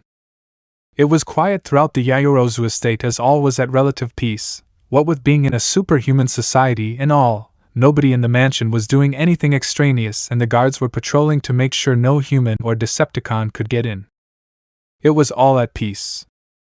Bang! Boom! Shit! The distinct sound of Kyuka cursing was heard. In the back garden, Momo and Kyuka were ducking behind cover as Izuku, in his robot mode, shot at them with his gun set to stun and at a very low percent so as to not kill them. Izuku was having them try and take him down if they were ever in a Decepticon attack, and he wasn't there. He even had a cardboard cutout of a Decepticon logo plastered onto him. The logo was Momo's idea, and Izuku hated every second of wearing it. Anyway, the two females hid behind cover with their guns modified by Momo herself to shoot paintballs. Their Autobot boyfriend had taught them where to hit to take a Cybertronian down, but hitting those places was surprisingly more difficult. The girls panted while they hid behind their cover. They were trying to come up with an idea that could work to try and take him down. That was when Momo whispered into Kyuka's ear what she thought up. "You think it will work?" Kyuka asked. "You got any better ideas?" "Touché." The purplet shrugged before bolting out of her cover and firing on Deku to keep him distracted while Momo worked. She ran as fast as she could while ducking and weaving through cover to try and get the green Autobot to have his back turned to Ravenet. "You really think you're gonna win, organic scum?" Deku yelled, playing his part while shooting at Kyuka. Both Momo and Kyuka could see in his optics that he didn't want to shoot at them but knew that they needed the practice. "Now die!" Before he could get his shot out, a massive paintball hit him right in the back of the head, causing him to stop. He wiped his head around to see Momo with a cannon next to her while she was panting in exhaustion. "Well done, you two," Deku said with a smirk while clapping. "You two managed to actually hit me, and it only took you what? 12 times? Buck you," Kyuka groaned as she flopped onto the ground. Momo walked over to sit next to her and placed a comforting hand on her girlfriend's thigh. "You have millions of years of fighting, buck outta here with that." Both Deku and Momo laughed at their purple girlfriend's expense while she flipped them off. The green Autobot laid down with them before picking them up and laying them down on his massive frame. The two girls giggled at their boyfriend's action and snuggled against each other, and him to let the metal from his body warm them. They enjoyed days like this when they didn't need to worry about their training or a potential Decepticon attack. The UA entrance exam was only in a few months now, and the beach was almost completely clear. While Almight tried to be there for them, but he couldn't exactly stop his hero work, so it was often just them. All three threw themselves into their studying to enter the prestigious university as well, though both Izuku and Kyuka would oftentimes ask Momo for help with it. "Only a few more months until UA, huh?" Izuku muttered with a sigh. He felt Momo shuffle slightly and he instantly knew what it was about. "Are you still hung up about that?" It came to a shock for all when Tashinori asked Momo if she would like a recommendation to UA. While she immediately said yes, the raven-haired girl started to think that she should have declined the offer. When prompted by her parents, she explained that it felt like she didn't earn her spot and took the easy way. Kyuka stopped her rambling with a kiss while he and the purplets spent the entire day lecturing Momo that she more than deserved it. "I know what you two said, but still, when you two work hard on getting in, I'll be coasting by," Momo said while looking down. Kyuka bonked her on the head with a light karate chop to the head. "No self-depreciation in this house, understand? Only 4 recommended students get into UA at a time, pluses with all the pressure that comes with being a recommended student. I sure as hell don't envy you. Where did this even come from anyway?" When Momo didn't reply, Kyuka narrowed her eyes. "It was one of those bastards at school again, wasn't it?" Stated more as a fact than a question, it was inevitably the school found out about Momo's recommendation, and a few were not happy about it. The electric bully of Kyuka, that the punk girl and Izuku jokingly started calling Kremzik after he explained what one was, started rumors that either Kenzo bought the recommendation or either Aimi or Momo herself slept with a hero or a teacher of UA. To get it, naturally Izuku and Kyuka took exception to that and sought out the asshole and kindly asked him to stop. This was also the time when the school learned 3 things. 1. Momo, Izuku and Kyuka were now dating each other. 2. Never piss off Izuku or Kyuka when it came to their girlfriend, though they also learned to not piss off the 3 in general. And 3. Kremzik's screams could shatter glass windows when kicked in the balls hard enough. And no! No one at school said anything! Momo was answered by unbelieving silence. Okay, so maybe a few have said something. Deku growled as he immediately thought of who might have brought it up, and judging by Kyuka's similarly sounding growl, she thought of who it might be. Did he forget our last confrontation? Izuku seethed in anger. Kyuka nodded in agreement as her jacks twitched. Maybe you could remind him what a pre-Quirk era bullshit Indy 500 could do after I rupture his organs. Momo only sighed as she watched her lovers acting like Yandras for her. She hated it, but she couldn't help but smile at how protective they were of her. After all, she was the same when it came to them. The Yaoyorozu heir looked to the sky and reminisced about the months that had passed by. After their date, Izuku all but stopped having nightmares thanks to them. According to their parents, it was quite the lovely sight seeing them snuggled up in bed with each other. This also produced a new problem, as now all three could not sleep without each other's company. So it was by their request that they could now share a room that now had all three's belongings, from Kyuka's instruments, Momo's collection of romance novels, and her secret collection of the now dead hero Maverick aka Nana Shimura, to Izuku's human scale sword that he got for his birthday, and some of the sci-fi movies he liked to watch. He mainly watched them to make fun of them and joke that the dangerous ones were real, though sometimes it was hard to tell if he was serious or not at times, like when it came to the xenomorphs. And yes, Kyuka almost died laughing when Izuku told her dad that head crabs were real, and he screamed like a little girl. When they did sleep, they would alternate between them on who slept in the middle. Momo personally loved it when she was in the middle, as they would kiss her cheeks in their sleep. As she gazed at her girlfriend and boyfriend arguing over what would be the best way to deal with Kremzik, she wondered what her life would have been like if Deku never crashed into her life, and what if she never met Kyuka. Momo just sighed in content as she listened to her lovers plot a murder that she would inevitably have to stop. I'm on the highway to hell! On the highway to hell! Izuku was driving on the edge of Mistreated near a large forest while bobbing his head to a song that Kyotoku suggested to him. He had to agree with the man's suggestion, and that it would make for a great presentation when arriving. He was alone today as Momo and Kyuka went on a date together, so Izuku did as he sometimes did while alone. He got on the road and drove without any thought as to where he was going. It often helped him think and relax, but with barricade and stockades still on the loose, he was extra vigilant when it came to his surroundings. It was nice for him just get out and have this alone time, as it often reminded him of his time racing his sister before the war. It also made him chuckle in embarrassment, as he remembered them often being pulled over by officers and given a ticket. Maybe I should see if there is an old race track around to just let loose, Izuku thought to himself. If Momo and Kyuka learned to drive, it'd be nice to race them every now and. Ping! His thoughts were interrupted when a ping went off. He looked at the screens above the radio and saw that there was an energy signature that he did not recognize. He transformed into his robot mode and looked into the trees before debating on his next course of action. After making his decision, he walked into the forest while keeping his guard up as to not get led into an ambush. It was eerily silent as he made his way through the dense forest, always looking around for any signs of someone following him. It was only after a couple minutes of walking was when he saw it. There was an entrance to a cave that looked like it went on forever, and around it was Cybertronian mining equipment that was scattered about. The surrounding area looked like it had grown over some of the damage it had sustained years ago. The sight of Cybertronian equipment brought concerns to the green Autobot, as he wondered if this was the work of the two Decepticon enforcers. But taking another closer look at the equipment, it seemed it hadn't been touched for a long time. Izuku moved closer to the rocks and noticed a sight that greeted him was leftover raw energon crystals. He continued to observe the area before heading inside and prepared for what he may find. It was dark, damp, and cold inside the cave, and it didn't help that every second he felt like he was walking further and further into a trap. From what he could see on one of the walls, he saw tiny little holes too small to be blaster fire, but he worried that they could be from scraplets. He shivered at the thought of this being a scraplet nest, as he remembered seeing them eat an entire bot in front of him, and the only way he and the rest of his squad got out was by freezing them. Right when he turned on his chest lights to get a better look, his comms beeped, causing him to jump and activate his face mask while drawing his sword.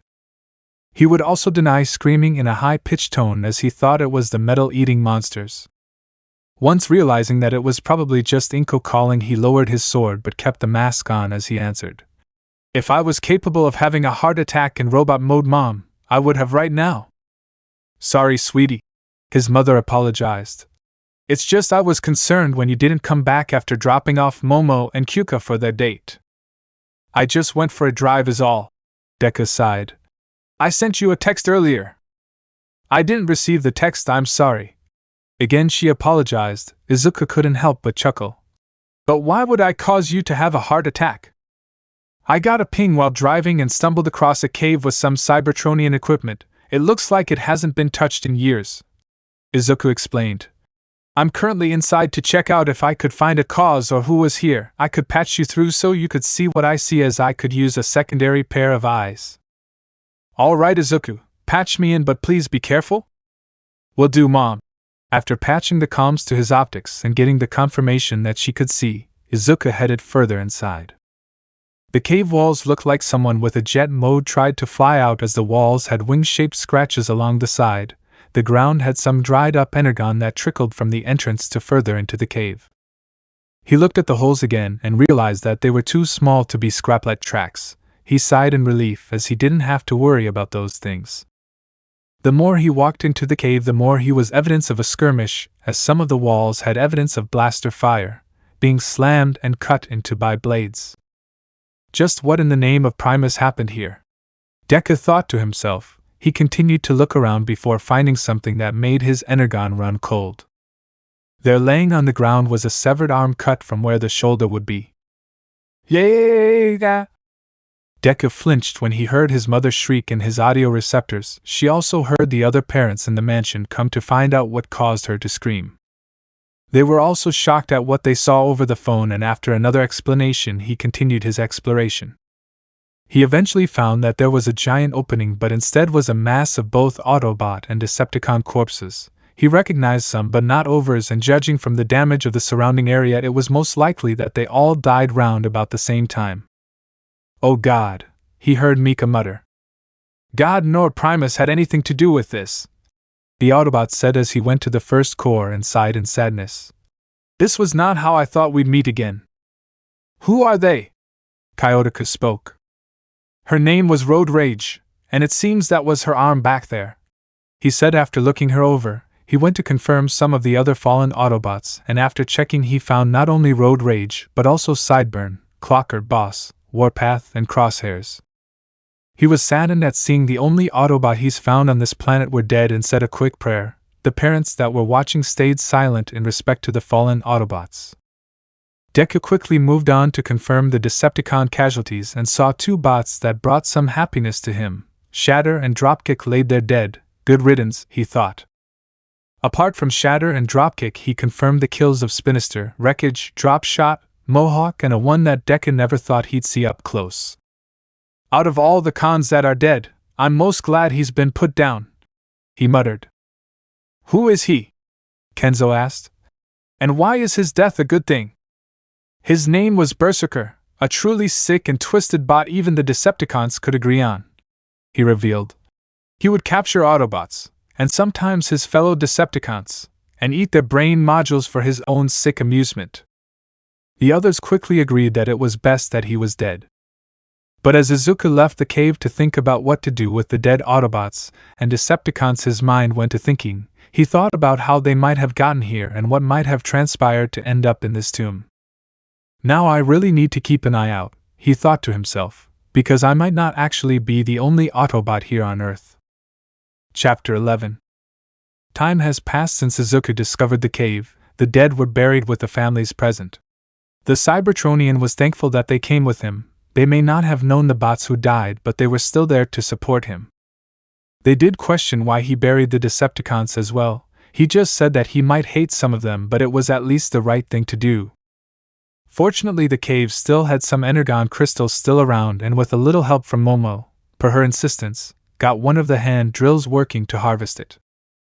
That was also when they remembered that they had no way to process it. 1 step forward, 2 steps back. Momo went to her recommendation exam and to no one's surprise aced the whole thing and got the number 1 spot, though she did talk about someone with white and red hair glaring at anyone who got close and had an aura of coldness. The boy was also the second rank, so it was probably safe to say that the 3 would probably see him at UA at some point. Izuku and Kyuko walked out of the mansion with their parents and Momo. The adults gave the 2 words of encouragement, while Momo gave them good luck kisses.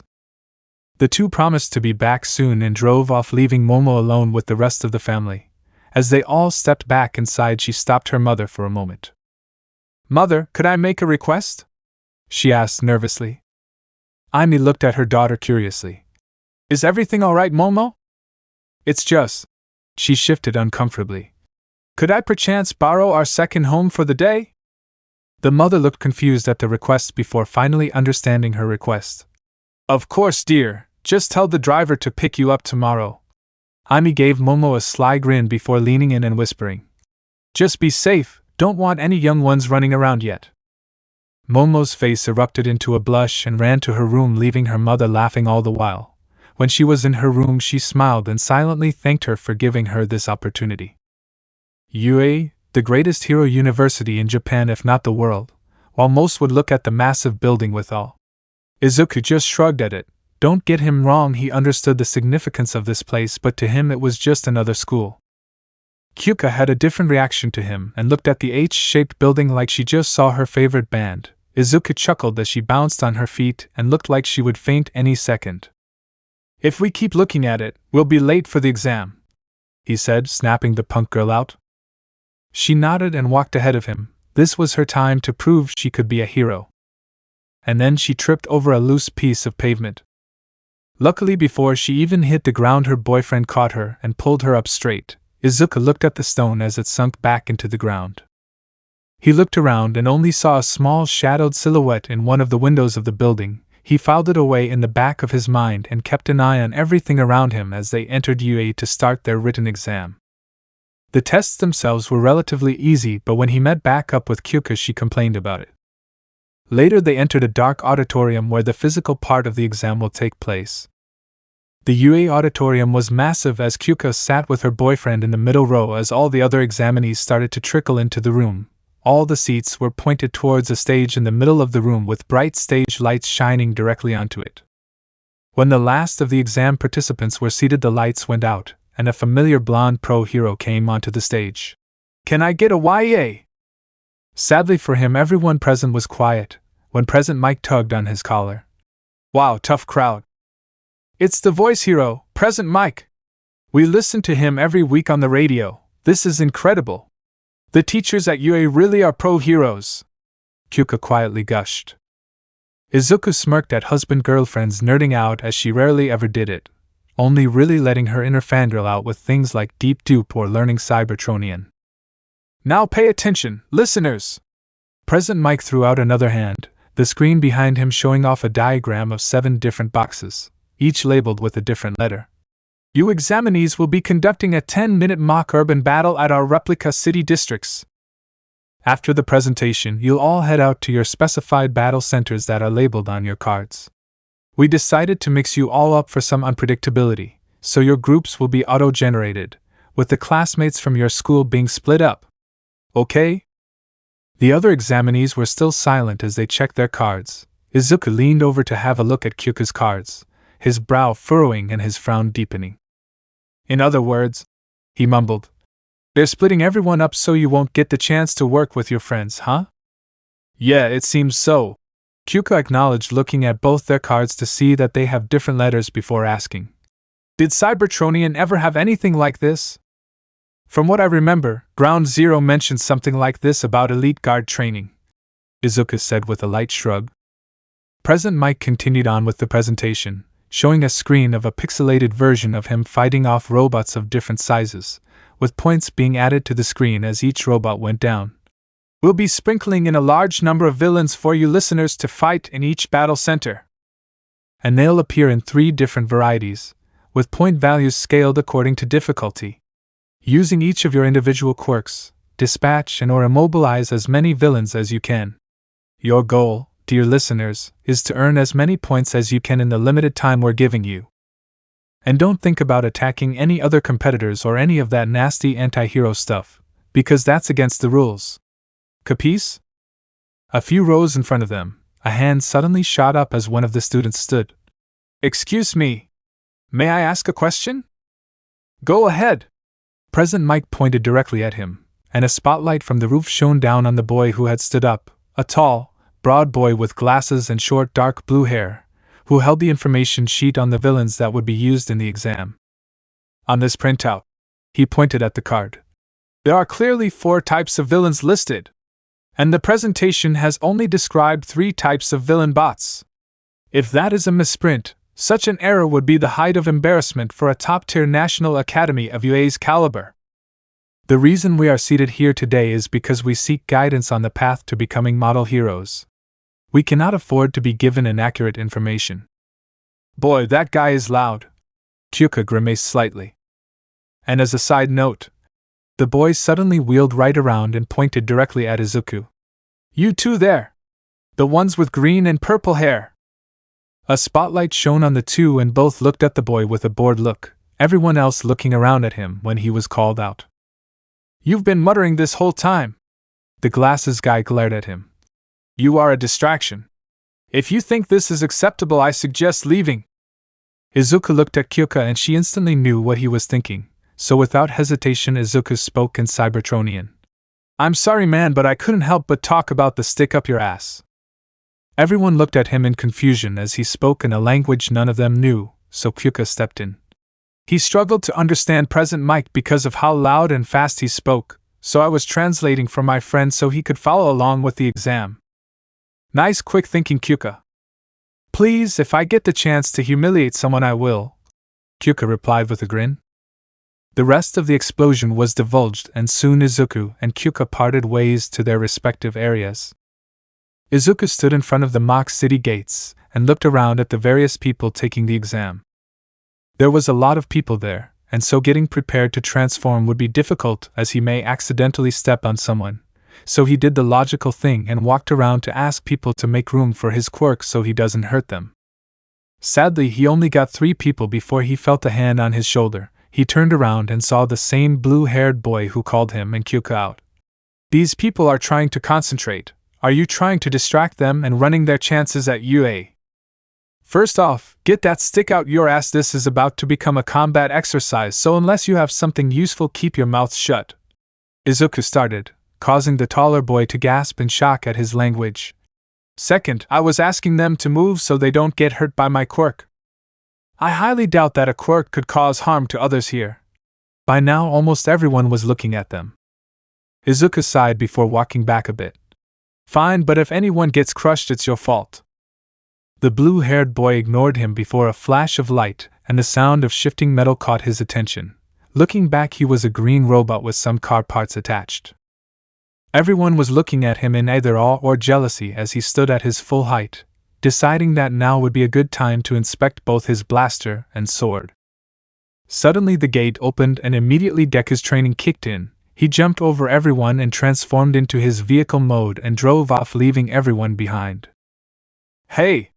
They never said go. Some people just are not ready to be heroes. All of a sudden Present Mic's voice came booming through the speakers.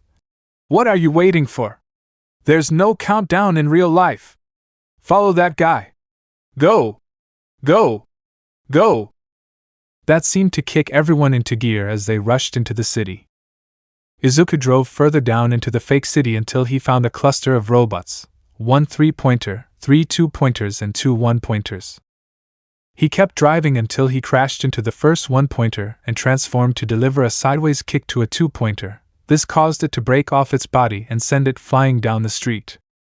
He unsheathed his sword and cut off the 3-pointer's head before spinning around and driving the blade into the 1-pointer's chest. He left his sword in the robot as he brought out his rifle to finish off the other 3. Deku pulled his sword out of the 1-pointer and was about to continue when he got blasted in his back. He turned his gaze to a terrified blonde boy. What was that for? I am so sorry, monsieur, the boy said, speaking in French at the end. I thought you were one of the robots. Deku looked at what remained of the robots, then himself in the nearby window of a building, and found that they were similarly colored. From a quick glance, I probably would look like them. The Autobot looked at the blonde. It's alright, I kinda do look like them, but please be more careful. Don't want to be disqualified, do we? And non, monsieur. Thank you for understanding. The blonde ran back from where he came from, leaving Deku to himself with the robots. They're no Decepticons, but when I look at them, images of the construct icons came to him. He felt his hand start to shake, so he took a deep breath to calm down. After that he transformed and drove off to collect more points. In a dark room, the UE teachers watched and monitored the examinees as they made their way through the test. In one of the seats sat the withered form of All Might as he watched Izuku and Kyuka with a proud smile on his face. "This year's batch is quite interesting," Nisa said, as he watched on his own screen. "I have to agree, especially that boy who turned into a freaking robot," Power Loader said, pointing at his screen. "I've only seen so many mechanical-type quirks before. Who is this kid?" Nisa hummed as he brought up Izuku's file and read it to the others in the room. "Izuku Midoriya is his name and his quirk is called Transformer. Lives with his adoptive mother Inko Midoriya." All Might remained silent as he recalled a few days before Yaoyorozu took her exam. When Toshinori drove to where the three he was training were, he was expecting a lot of things. What he wasn't expecting was what amounted to a war cry and the three standing on top of a large pile of trash. They looked exhausted but satisfied with what they had accomplished. He ran to the edge of the railing and saw that the beach was completely spotless. "You even cleaned outside of where I told you to. Your students are quite remarkable, Toshinori." The skeletal man looked to his friend Naomasa Tsukachi. He asked to tag along with him to see the students he was training. After getting the three down and introducing the detective to the three, All Might revealed what he was really training them for. "Now, while I am glad you all finished cleaning the beach, I must confess that there was a secret reason for me wanting to train you. You see, my quirk has been kept secret for a long time, and there is a reason for this. My quirk can be transferred to one person to another called One for All, and I am the 8th holder of this quirk." He looked to Izuku. "And I want you, young Midoriya, to become the 9th. Silence followed before the three requested to have an emergency huddle. They went out of earshot to discuss whatever was needed and even make some phone calls before coming back. "While I appreciate the offer, Mr. Yagi, I have to decline." This stunned the hero before the green-haired boy explained. "There is a reason, but I don't think you'd accept it. My quirk is a lie detector quirk," Tsukachi said. "If you're lying, I'll know." And so the three explained everything. Toshinori was shocked to learn about Cybertron and that there has been a war going on for millions of years, but agreed to keep it a secret. As for why Midoriya declined the offer, he had to admit his reasoning was sound. As there was not much known about pretender technology, he honestly had no clue what would happen if he took on a quirk. For all Izuku knew, he could blow up the moment it entered his systems. Naomasa Tsukachi also agreed to let people know to look out for Barricade and Stockade without telling them about their alien status. He had also offered it to Yaoyorozu and Jiraiya, who also declined it. For Momo, it was simply because her quirk was already powerful by itself, while Kyuka wanted to get in under her own power. He saw Izuku take 6 robots only to be shot in the back by accident. The blonde apologized before they went their separate ways. "So, what are we doing about that?" Midnight spoke as she referred to that incident. "The kids seem to understand that he may look like our robots, and the blonde apologized," Snipes said with a shrug. "I say let it slide, but if it happens again, we'll step in." All the while, nobody noticed Nisa looking between the documents and Deku with a suspicious gaze, his attention mostly being on the Autobot logo. Chapter 12.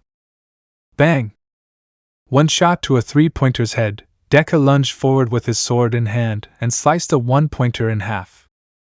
He had been collecting points for a while now, and it was honestly kind of boring.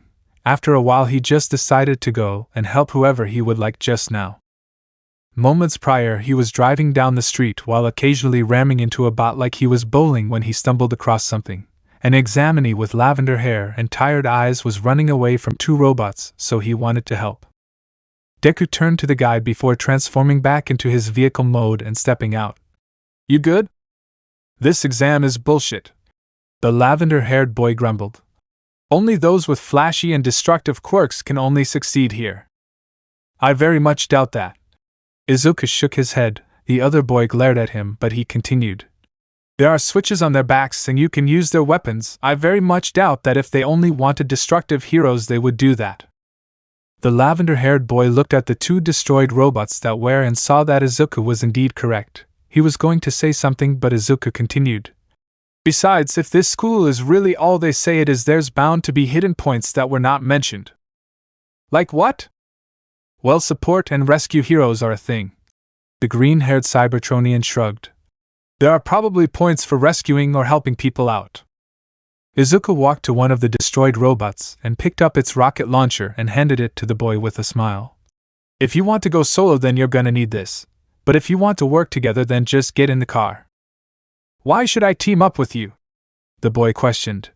You seem to have everything under control. Izuku chuckled. Despite my size and firepower, I can't get in smaller places without being vulnerable. Plus, I'm a bigger target, so they'll go after me, giving you time to get the drop on them. The lavender-haired boy thought about it for a moment before extending his hand. Hitoshi Shinso. Izuku Midoriya. Izuku grabbed his hand and shook. With that, they got into his car and drove off so Izuku's new friend could get some points. It didn't take long for them to find some robots, and Izuku provided a distraction for his new friend. He transformed and shot his blaster into the air. Come and get me, rust buckets! The robots shot at Deku, who instinctively ducked behind cover and returned fire but purposefully missed his shots. This gave Shinso time to get into possession and fire his weapon at the back of the pointers' heads. He had finally gotten a point. The green Autobot walked over with a grin as he picked the human up and ran off to a different direction. We're not done just yet! Come on! Transforming again, they continued their mayhem, though they occasionally had to stop so Shinso didn't throw up in his alt mode due to the speed. They drove down the streets where the lavender-haired boy shot off a few rocks at a three-pointer when they arrived at the main intersection. How many points do you think you have? Izuku asked while he looked out at the trail of destruction that the other examinees caused. I think around 32, Shinso said as he too looked at the wreckage. We've only got a few minutes left in the exam, so let's. He was cut off by the ground rumbling and examinees running in the opposite direction. Deku transformed and activated his battle mask. Shinso landed on his but from how abrupt the vehicle changed, but as he was about to voice his anger at his words were caught in his throat. Looming over them was a robot that towered over the buildings around them and looked like the zero-pointer that President Mike showed. TT, they can't be serious. That's what they call an obstacle, Hitoshi yelled. Midoriya, we've gotta. He looked at his new friend and saw that he was shaking while his optics gazed up at the zero-pointer in fear. Right now in Deku's mind, he wasn't in an entrance exam nor was he on Earth, but instead was on a battlefield from a battle long past. All he muttered was a single name that was filled with such fear that even Shinso shuddered. Autobots were running past Deku as bullets were fired as they retreated, his sister dragging him away as he froze in fright. They had the Decepticons on the back foot just a moment ago, and things were looking bright until he heard a cry from the other side from a bot he recognized as Scrapper. Construct icons! Merge for the kill! What were once brave Autobots charging for victory were now running away in fear as 6 infamous green Decepticons combined into one large gestalt. It didn't register the bullets that were fired that were now pinging off its frame and just shrugged off any and all artillery that was fired. It just kept advancing on them while crushing the unlikely soldiers that couldn't run fast enough. The colossal Decepticon stomped forward and yelled out to the fleeing Autobots with a voice that rattled them to the core. Prepare for extermination! Devastator! Izuku muttered with a slight shake in his tone. Every circuit in his body told him to run as far and as fast as he could. He was about to do just that when he heard a cry of pain. It snapped him out of his trance and brought his attention to a brown-haired girl trapped in rubble about to be run over by the zero-pointer. We need to help her! Shinso yelled as he too saw the young girl that was trapped. You get the girl, I've got big and ugly. With a somewhat plan in place, Deku transformed and drove at top speed at the massive robot while Shinso ran for the girl. The zero-pointer's head locked onto the car, driving straight at it, and brought its massive hand down to smash it. Izuku applied the brakes just and the hand crashed into the road before transforming again to climb the robot. He ran up the arm of the zero-pointer while firing his blaster at it and hitting it in its massive eye. The Autobot saw some loose cable tubes, so he jumped and caught them so he could swing round to the other arm.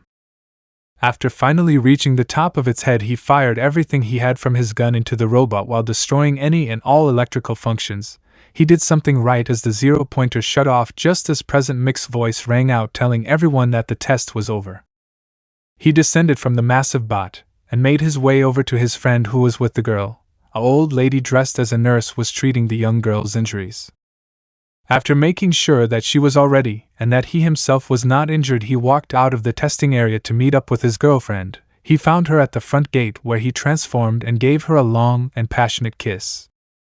"How was it?" he asked as he let go of his lover. "It was fine, I guess."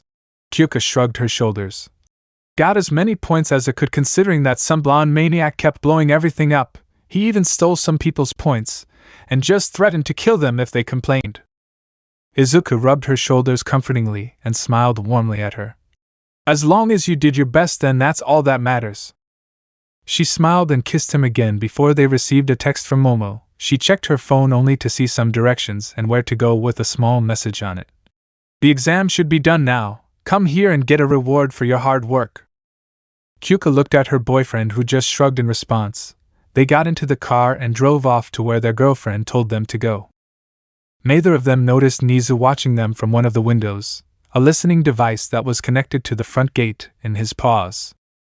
Nizu sat at a table with the rest of his staff sorting out who got how many points and where everyone should go. They looked into the students' files and medical records for information on who they were, and if there were any health problems that they needed to be aware of.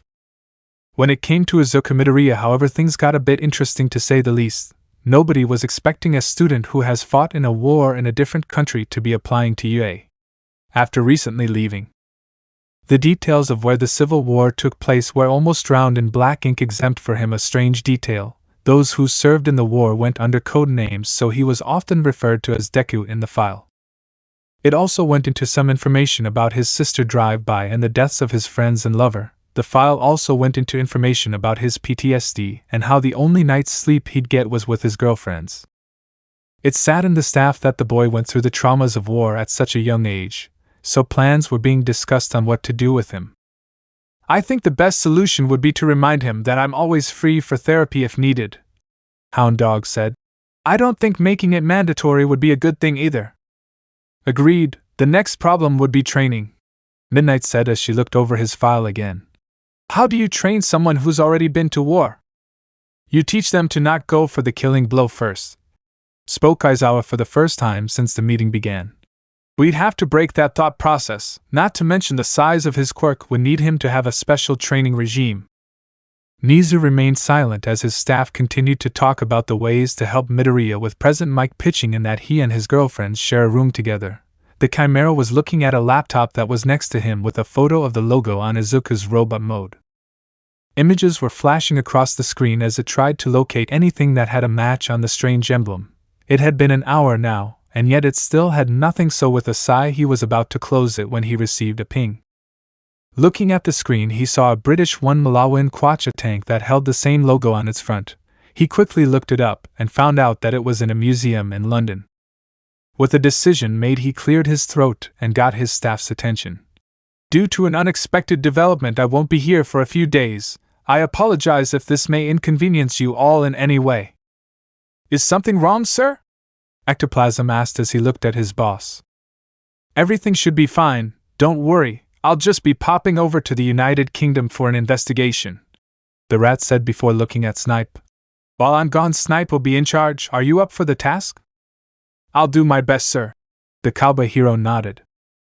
Nizu nodded as everyone went back to work. He looked one more time at the logo on the robot and tank with a slight frown and a thought in his head.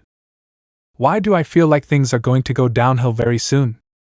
Let me know in the comments below if you guys want the next part. Also check out my other video that has been shown and left. Thank you for watching. If you enjoyed this video, please like and share this video. And have a fantastic day. Bye.